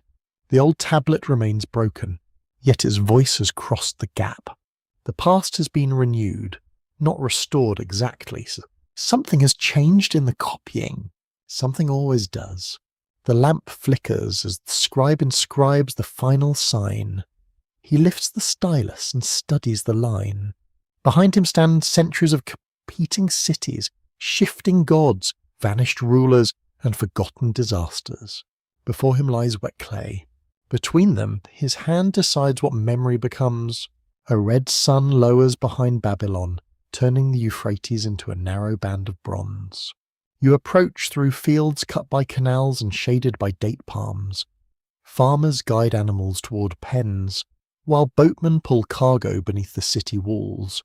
Above the river rises a skyline of temples, gates, towers, and crowded rooftops. Babylon is not the oldest city on the plain. It becomes one of the most ambitious. Its rulers inherit a world already filled with ancient gods, sacred cities, royal claims, and stories older than their own kingdom. They do not discard this inheritance. They reorganize it. At the center of that transformation stands Marduk, the patron god of Babylon. His early place in the divine hierarchy appears relatively modest. As Babylonian political power expands, his sacred position expands with it. The rise of a city becomes the rise of a god. You pass through a ceremonial district where priests prepare for the New Year festival. Temple courtyards smell of incense, barley bread, wool, and river mud drying beneath the morning heat. Sacred statues are cleaned and dressed. Musicians rehearse hymns. Officials inspect processional route. The city is preparing to renew the world. During these ceremonies, divine authority is not treated as distant theory. It moves through streets, offerings, gestures, and carefully spoken words. The king takes part because political order must be joined visibly with sacred order. His throne cannot stand alone. Babylonian tradition presents Marduk as the power who defeats chaos and receives supreme authority from the divine assembly. This story appears most famously within a long creation composition recited during important ritual settings. The poem begins with older divine generations, restless waters, disputes, fear, and rebellion. Creation emerges from conflict. The younger gods disturb an ancient order. Plans of destruction follow. Alliances form. The divine family divides. Marduk enters as champion. He agrees to confront the terrifying force threatening the younger gods, but he demands a condition. If he succeeds, his command must become final. The gods accept. Victory and kingship become part of the same bargain. This is a new arrangement of familiar anxieties. A divine council faces crisis. Older powers threaten younger ones. One figure preserves the community by receiving authority greater than all others. Conflict does not disappear. It is centralized. Marduk's triumph presents hierarchy as the cure for division. A world of competing gods becomes manageable when one god stands above them. The theology fits Babylonian imperial ambition with remarkable elegance. As the city gathers territories, traditions, and populations, its patron gathers divine titles and functions. Other gods are not necessarily erased. Their qualities can be absorbed and reassigned, or placed beneath Marduk's command. The sacred system becomes more unified. It also becomes more political. Mainstream historical evidence confirms that Babylonian rulers invested heavily in Marduk's temple and promoted the city as a religious centre. Royal inscriptions describe rebuilding projects, ritual duties, military victories, and divine favour. The message is consistent. Babylon rules because its god has received universal authority. Universal authority sounds eternal when written upon clay. In practice, it must be defended repeatedly. You enter a temple archive where scribes copy lists equating Marduk with other divine powers. Each title expands his reach. He can be praised through names associated with healing, wisdom, agriculture, judgment, magic, or royal command. The list does not merely flatter him, it creates a theological map. Many functions lead toward one centre. This method allows older traditions to survive while supporting Babylonian supremacy. A local god may retain a shrine and a priesthood, yet learned texts can explain that the god's power is one expression of Marduk's greater nature. Difference remains. Rank changes. One quirky feature of Babylonian scholarship is its delight in giving divine names hidden explanations. A name could be broken into signs, sounds, or symbolic meanings that reveal deeper connections. The result might seem ingenious, strained, or both. Ancient scholars did not fear complexity. They could turn a single divine title into an entire theological argument. A god's name became a small library. You hear chanting inside a sanctuary as the creation poem reaches the moment of battle. The language is formal, but the images remain vivid. Wind becomes a weapon. A net closes around chaos. The defeated body of the enemy is divided, and the ordered cosmos is constructed from the remains. Heaven and earth emerge through controlled violence. The story gives Babylon a powerful claim. The world itself exists because Marduk imposed structure upon disorder. His rule is not merely local, it is cosmic. Yet the victory contains an uncomfortable implication. Order rests upon conquest. The universe is made from a defeated opponent. Peace depends upon the memory of violence. Babylonian theology does not hide this foundation. It places it at the centre of creation. Perhaps ancient listeners found reassurance in that. Chaos had been defeated once. It could be defeated again. Perhaps they also sensed the danger. Every kingdom describing its enemies as chaos grants itself permission for extraordinary force. A rival city becomes more than a competitor. It becomes a threat to creation. Research from the University of Chicago has explored how Babylonian literature connected cosmic order with royal ideology. Scholars observe that divine victory, city supremacy, and kingship often reinforce one another. The king presents himself as servant rather than equal of the god. Even so, the god's universal rule strengthens the human ruler governing from that god's city. The arrangement is carefully balanced.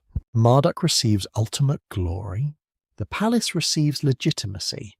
During the New Year festival, that balance becomes physically dramatic. The king enters the temple and faces the high priest. His royal insignia may be removed. He is humbled before the god. The priest strikes him and demands a declaration of innocence regarding Babylon.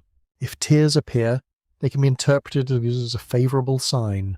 This ritual reversal is striking. The most powerful man in the kingdom stands temporarily stripped of dignity. His authority is returned only through divine acceptance. The practice teaches a clear lesson. Kingship is great. The god is greater. It also protects the institution by transforming political uncertainty into ritual renewal. A difficult year can be answered with ceremony. A threatened throne can be restored symbolically. The city begins again. An open scholarly debate concerns how widely and consistently the creation poem was performed during the festival. Some historians see it as central to the annual ceremonies. Others caution that the surviving evidence does not prove identical practice in every period. Babylonian ritual changed across centuries. Texts describe ideals that may not always match daily reality. The distinction matters. A magnificent composition can shape political imagination even when performance remains limited to specialists. You step into the crowd as Marduk's statue moves along the processional way. People watch from doorways and rooftops. Children sit upon shoulders. Priests carry standards. Incense drifts between glazed walls decorated with powerful animals. The god travels through his city as a king among subjects. The statue is treated not as a simple symbol, but as a living sacred presence requiring food, clothing, transport, and ceremony. Its movement changes the atmosphere. Streets become holy spaces. The public sees divine kingship made visible. Nearby visitors from other cities may carry their own gods into the festival. Their presence acknowledges Babylon's supremacy while preserving local identity. The divine assembly is recreated in earthly form. Statues gather. Priests negotiate rank. Cities appear through their gods. Politics becomes procession. This arrangement absorbs older conflicts without resolving them completely. A conquered population may publicly honour Marduk while privately cherishing another patron. A provincial temple may accept Babylonian titles while preserving its own myths. Official unity covers many local memories. Empire works through layers. The centre claims universality. The edges remember difference. You enter a household near the river after sunset. A family pours beer into small cups and places food before personal deities. Their prayers concern illness, debt, childbirth, travel, and absent relatives. Marduk may rule the cosmos, but ordinary fear remains close to home. A mother whispers to a healing goddess. A merchant invokes a protective god. A child wears an amulet against harmful forces. Grand theology does not replace intimate religion. It rests above it. This layered devotion helps explain Babylon's endurance. The system can proclaim one supreme god while allowing many sacred relationships beneath him. Centralization need not mean complete uniformity. It means control of rank. The old divine family remains present, but its tensions are rearranged around Babylonian power. The city's scholars inherit stories of rebellion, destructive councils, hidden mercy, rival patrons, and unstable authorities. They place these themes within a new cosmic constitution. Marduk's command becomes the answer to divine disorder. Yet his supremacy must be praised every year, copied by scribes, enacted by kings, and witnessed by crowds. An authority requiring constant renewal reveals its own fragility. Night covers Babylon while temple fires burn beside the river. The great walls appear permanent beneath the stars. Within them, priests continue their chants. Scribes press signs into clay. Officials count offerings. Family air, wooden door, cooling air. Marduk rules the ordered world. Still, the stories supporting his rule preserve the memory of division. The conflict has not vanished. It has been placed beneath a crown. Electric light falls across a museum case, revealing a tablet no larger than a person's hand. You stand behind glass while visitors move quietly through the gallery. Some pause for only a moment. Others lean closer. The clay is cracked, brown, and almost ordinary in appearance. Its surface contains rows of wedge-shaped signs pressed by someone who lived thousands of years ago. Nothing about it looks extraterrestrial. Nothing glows. No hidden machine lies beneath the display. Yet modern imagination rarely leaves ancient silence undisturbed. The word Anunnaki now travels far beyond the language and religion that first preserved it. It appears in books, videos, and private theories, online discussions, and speculative histories. The ancient gods have become visitors from the stars. Their temples become laboratories. Their sacred symbols become technical diagrams. Human creation becomes genetic engineering. The flood becomes a planned planetary reset. Such interpretations attract attention because they transform uncertainty into a secret system. Broken tablets become evidence of suppressed knowledge. Missing lines become proof of deliberate concealment. Scholarly caution becomes suspicious silence. The less complete the evidence appears, the more space imagination receives. You leave the gallery and enter a reading room where modern translations lie open beneath white lamps. The language is careful. Brackets mark damaged passage. Question marks identify uncertain readings. Footnotes compare variant copies. This is slow work. A single sign may carry several possible meanings. A divine name may appear in one text and vanish from another. The original tablet may be broken at the exact place where a decisive explanation might once have stood. Uncertainty is not exciting in the usual way. It does not offer a clean revelation. It asks for patience. Ancient astronaut theories offer something different. They present the past as a hidden technological drama whose truth has been ignored by conventional history. The appeal is understandable. A mysterious object becomes easier to admire when someone claims it contains forbidden knowledge. A difficult myth becomes more immediate when described as a distorted memory of machines, laboratories, or interplanetary travel.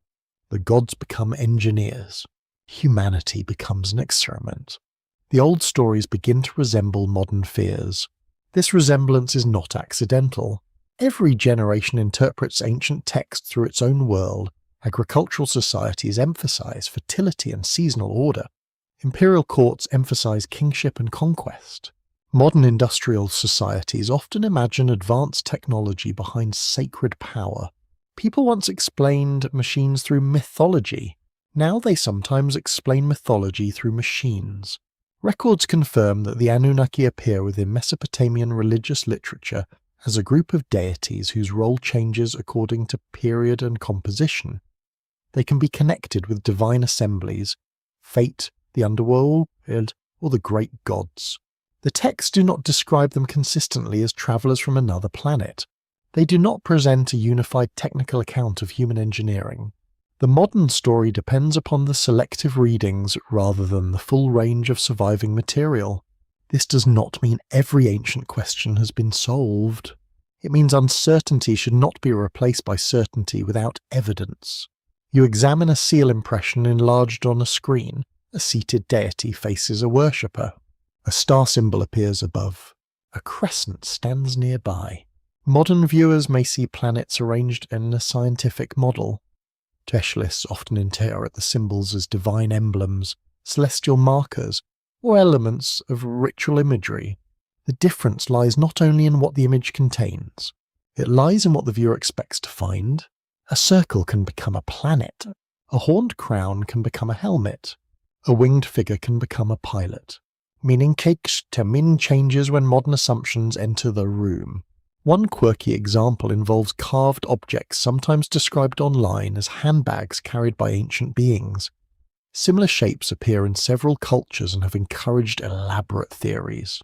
Archaeologists offer more grounded possibilities, including ritual containers, buckets, baskets, or symbolic objects connected with purification. The shape is familiar enough to invite humour. Apparently, even divine beings require accessories. Yet resemblance alone cannot establish function. A modern handbag and an ancient ritual vessel may share an outline without sharing a purpose. Human hands repeatedly create similar forms because bodies, materials, and practical needs remain similar. The object must be studied within its own artistic setting. Who carries it? What appears beside it? Which rituals use related forms? What do contemporary texts suggest? Context is slower than comparison. It's also safer. Research at Stanford University has explored how misinformation and persuasive narratives spread through repetition, emotional appeal, and apparent authority. These insights help explain why fringe interpretations can feel increasingly convincing after repeated exposure. A theory appears beside dramatic music. Then it appears in a documentary. Then a speaker quotes another speaker who relied upon the first claim. Repetition begins to resemble confirmation. The original evidence may never be examined. A mistranslated line can travel for decades because each new retelling cites the previous retelling rather than the tablet itself. The chain becomes circular. You enter a lecture hall where a projected image shows several cuneiform signs. The speaker explains how ancient words change meaning according to grammar, context, and genre. A term translated as heaven does not automatically mean outer space. A divine descent from heaven does not necessarily describe a physical landing. In sacred literature, heaven can represent rank, origin, legitimacy, or the divine sphere. Literal reading can be useful. It can also flatten poetry into machinery. The open scholarly debate concerns how modern interpreters should balance skepticism with respect for ancient testimony. Some researchers emphasize that myths preserve distant memories of environmental events, political changes, and cultural encounter. Others warn against treating symbolic narratives as disguised technical reports. Both positions recognize that myth may contain history. They differ over how directly that history can be recovered. A flood story may preserve memory of real inundation. That does not make every divine speech a meteorological transcript. A god connected with metalwork may reflect technological prestige. That does not make him an industrial engineer from another world. Historical interpretation lives between dismissal and credulity. The ancient people deserve better than either extreme.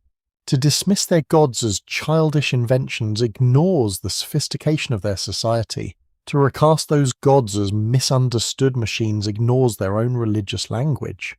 Both approaches replace ancient meaning with modern comfort. One says the people knew nothing. The other says they secretly knew modern science. Neither listens closely enough. You walk through a reconstructed temple room where low light imitates the atmosphere of an ancient sanctuary. A statue stands upon a platform. Offerings rest before it. The space feels intimate rather than mechanical.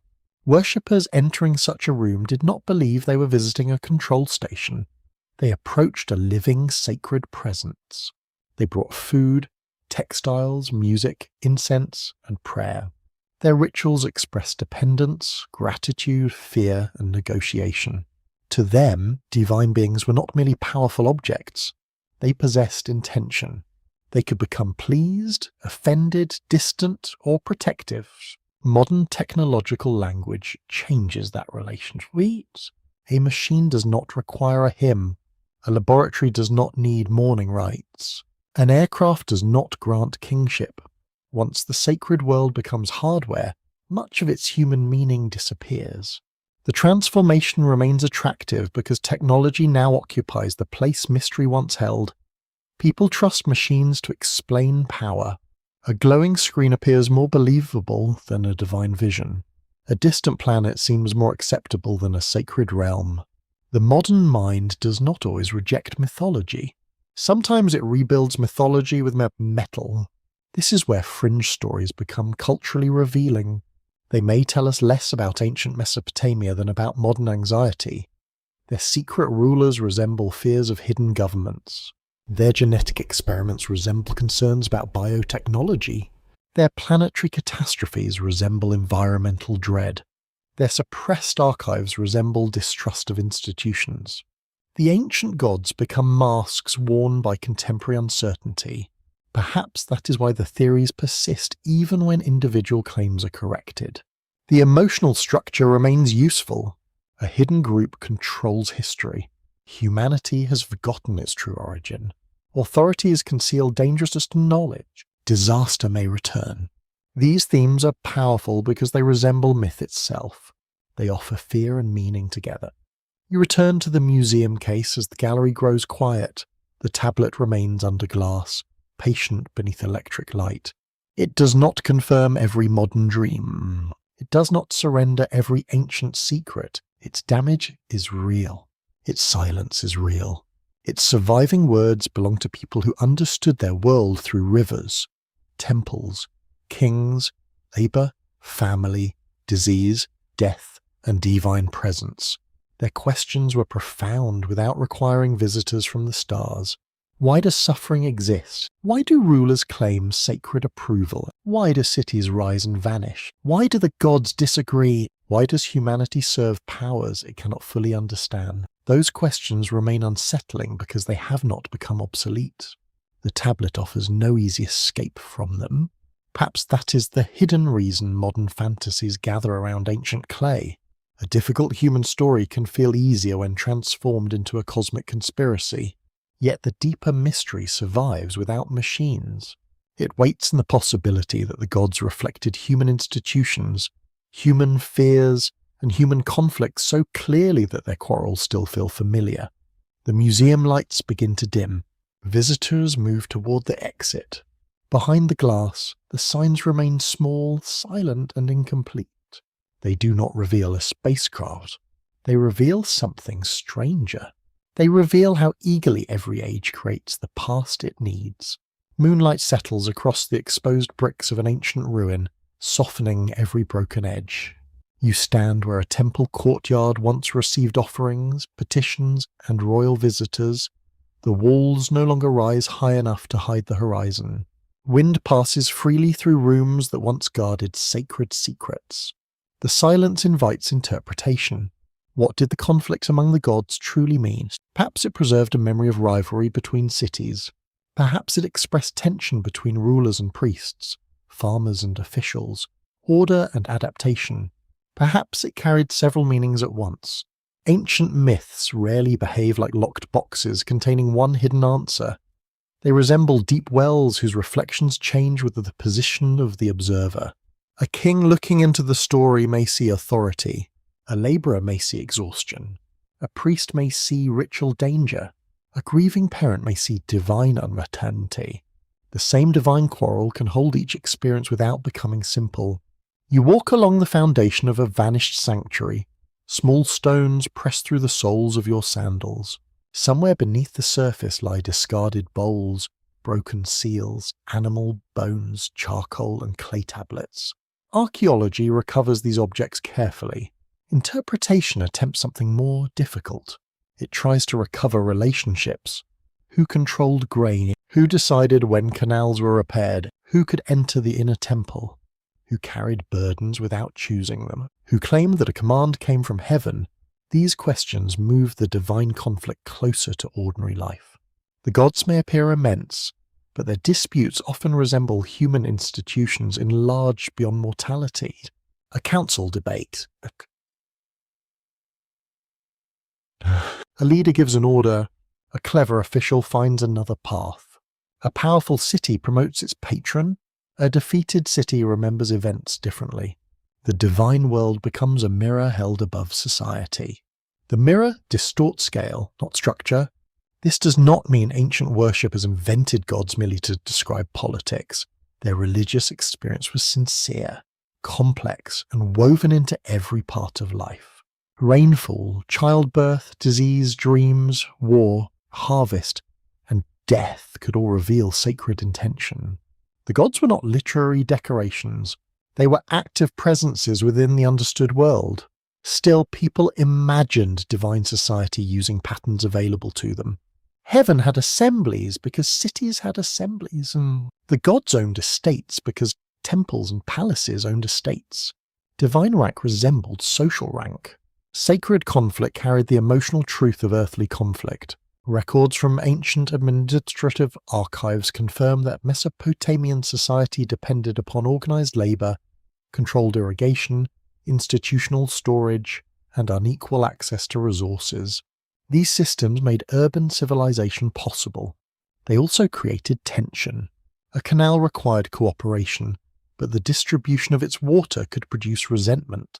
A temple provided security, but it also demanded offerings and labor. A king defended the city, but he also collected taxes and commanded soldiers. Order offered protection. Order imposed weight. The gods embody both sides. Enlil's authority can stabilize a dangerous world, yet his decrees may become severe. Enki's wisdom can preserve life, yet his solutions may rely upon secrecy and manipulation. Inanna's force can renew stagnant structures, yet her desire can overturn lives without warning. No divine figure remains morally simple. This complexity may be the most important clue. The texts do not present conflict as an accident that could be removed from creation. Conflict appears built into the structure of power. Different responsibilities produce different priorities. A god protecting cosmic order may value obedience. A god connected with fresh water and craft may value survival through flexibility. A goddess tied to desire and political change may value movement above stability. Each perspective carries necessity. Each perspective also carries danger. You sit upon a fallen brick while night insects move through dry grass. The air smells of dust, wild herbs, and distant water. Perhaps the forgotten conflict was not a war with clear armies. Perhaps it was a permanent disagreement about how the world should be governed. Should order remain unbroken even when it causes suffering? Should mercy bypass law when law becomes destructive? Should power stay fixed or move toward whoever can use it? These questions do not belong only to temples. They remain inside every society. A quirky fragment of Mesopotamian wisdom literature presents arguments between paired things such as summer and winter, grain and sheep, or bird and fish. Each contestant boasts of its usefulness. A god or judge eventually declares a winner. The format may seem playful, but it reveals a deeper habit of thought. The world is understood through competing claims. Even useful things struggle for precedence. Grain feeds cities. Sheep provide wool and meat. Which matters more? The debate cannot be solved without choosing a social priority. Divine conflict works similarly. Each side represents something civilization needs. The danger begins when one necessary power claims to be the only necessary power. Researchers at Yale University have studied how ancient myths can preserve social tensions without resolving them. A story may allow a community to confront contradictions safely through divine character. People hear the dispute. They recognize its shape. They do not have to accuse a living ruler directly, so myth creates distance. Distance permits reflection. A severe decree can be questioned when spoken by a god in an ancient tale. A labor revolt can be remembered when placed among divine workers.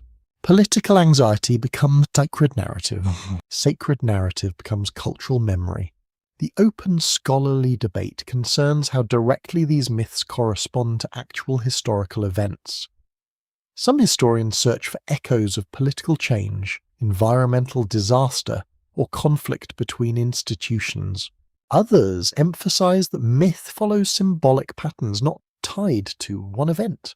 A divine rivalry may condense centuries of experience.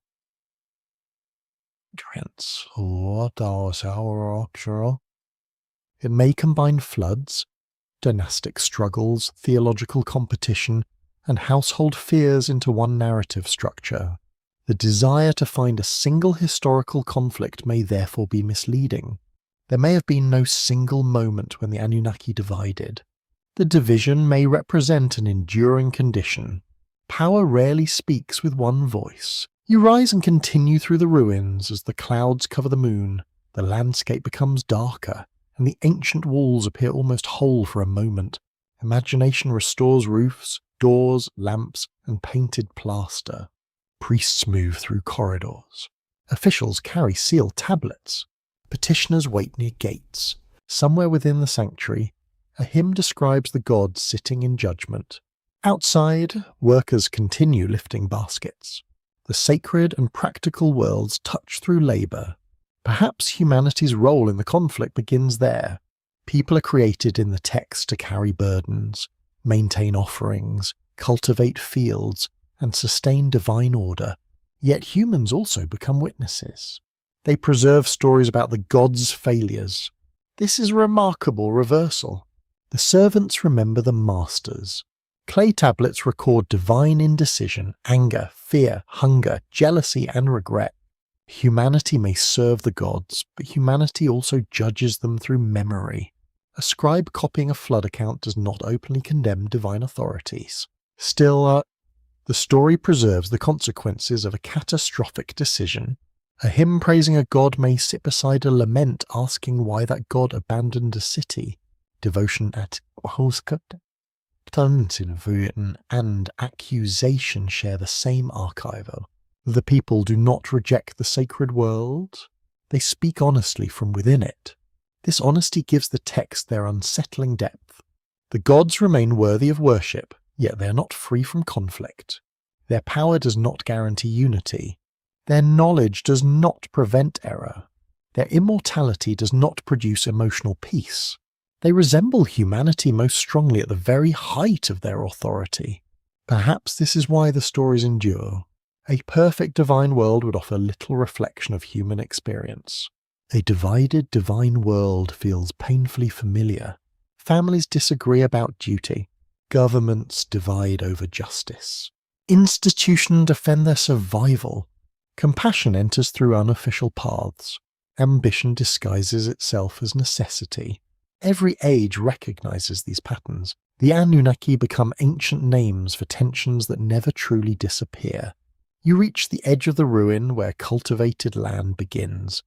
A modern irrigation channel reflects a thin line of moonlight. Water still decides where the life can gather. Fields still depend upon maintenance. Communities still balance individual need with collective survival. The tools have changed. The fundamental negotiation remains. Perhaps the hidden truth is not that forgotten beings secretly ruled humanity. Perhaps it is that civilization has always required forces that oppose one another. Authority without flexibility becomes cruel. Wisdom without accountability becomes evasive. Desire without restraint becomes destructive. Order without desire becomes lifeless. Human communities survive by holding these powers in uneasy balance. The ancient gods dramatized that balance through personality, family, rank, and conflict. Their arguments become a map of civilization's inner strain. No final victory settles the matter. One city rises, another declines. One god receives new titles, another survives in local devotion. A decree is issued. An exception is created. The system continues through their tension rather than harmony. This may be what the tablets quietly reveal. The divine conflict was not simply an interruption within history. It was a way of understanding history itself. Kingdoms are built through competing needs. Social order emerges from negotiation. Every stable structure contains disagreements hidden beneath ceremony. The ancient scribes may not have intended a modern political philosophy, yet their stories preserve one. You stand beneath the clearing sky as the first pale light appears in the east. The ruins remain silent. No inscription offers a final interpretation. Clay provides signs, not certainty. Still, the pattern feels close enough to touch. The gods divide because power divides. Humanity survives because no single command remains absolute forever. And perhaps the forgotten conflict is still present wherever order, mercy, ambition, and survival struggle to decide what the world should become. Night gathers over the plain until the ruins become dark shapes beneath a field of stars. You walk slowly between low walls, listening to wind move through dry grass. The stones retain a little warmth from the day. Far away, water passes through an irrigation channel with a soft, continuous murmur. Nothing here explains itself. The temples have fallen. The statues have vanished. The people who once spoke the sacred names are beyond recovery. Only signs remain.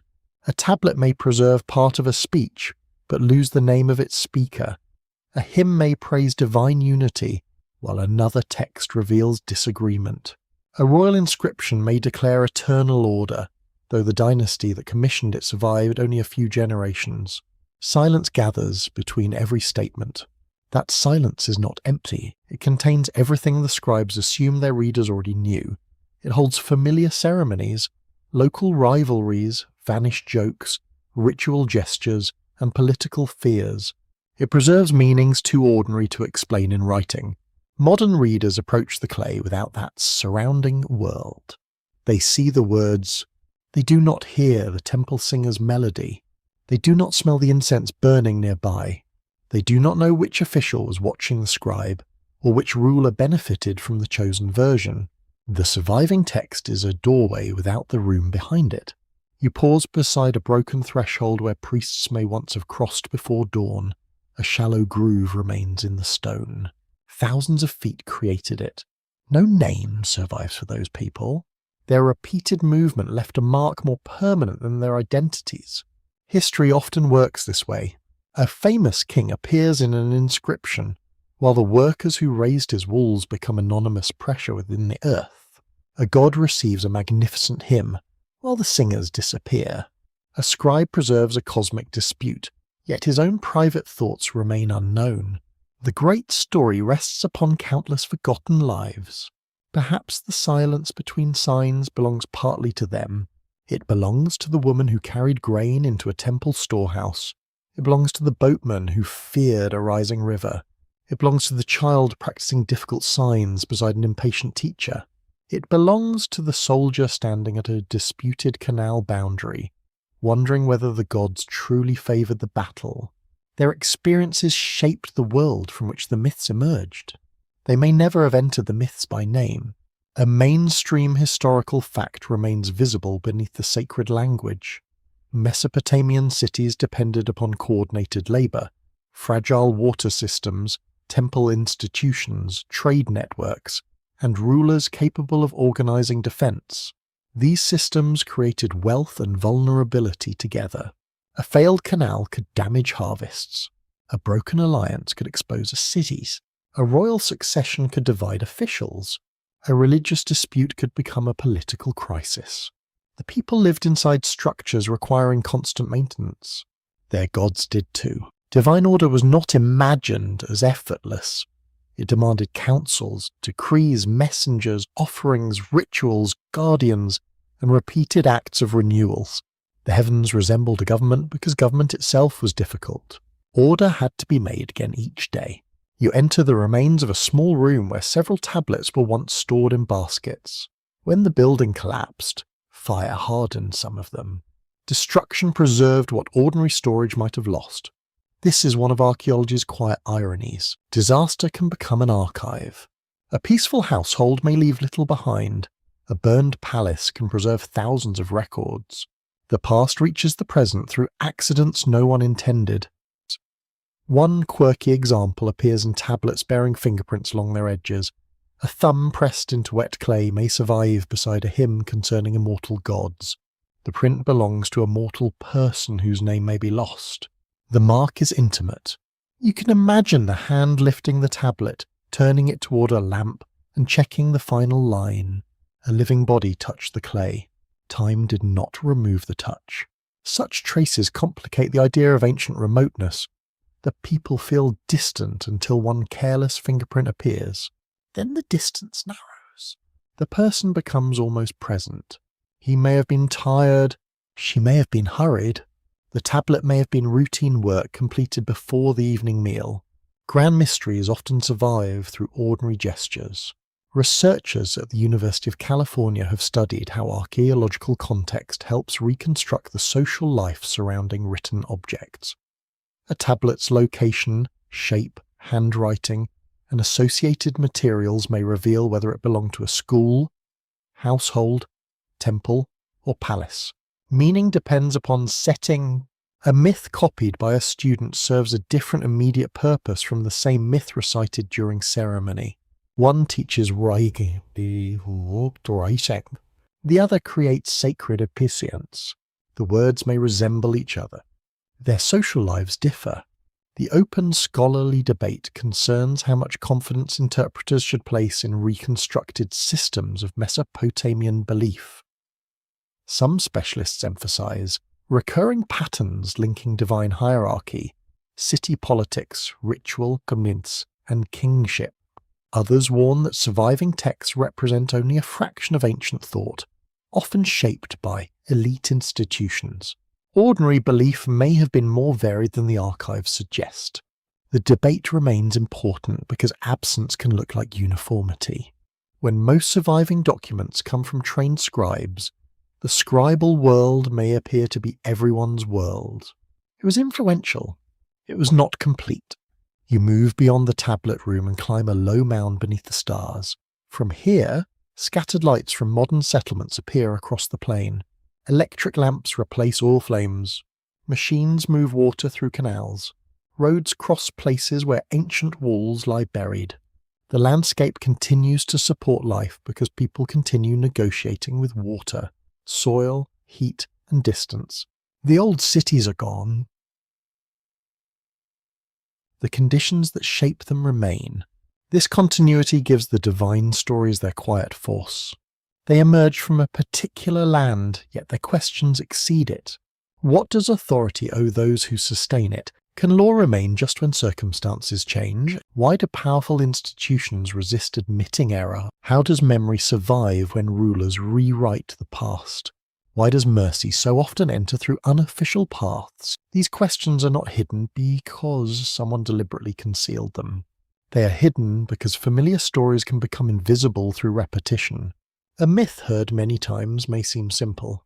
A god commands. Another god resists. A city rises. A flood comes. A survivor rebuilds. Yet beneath those movements lies a deeper uncertainty about whether order itself can be trusted. The divine system protects civilization. The same system threatens it. The gods require humanity. They also fear human noise, growth, ambition, and disorder. People depend upon divine favor. They also preserve stories exposing divine conflict. The relationship is neither simple obedience nor open rebellion. It is mutual dependence disguised as hierarchy.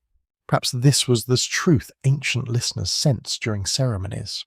They stood before powerful statues, offered food, and asked for protection, yet the ritual also reminded the gods of human loyalty and services. An offering expresses submission. It also sustains the recipient. A prayer asks for mercy.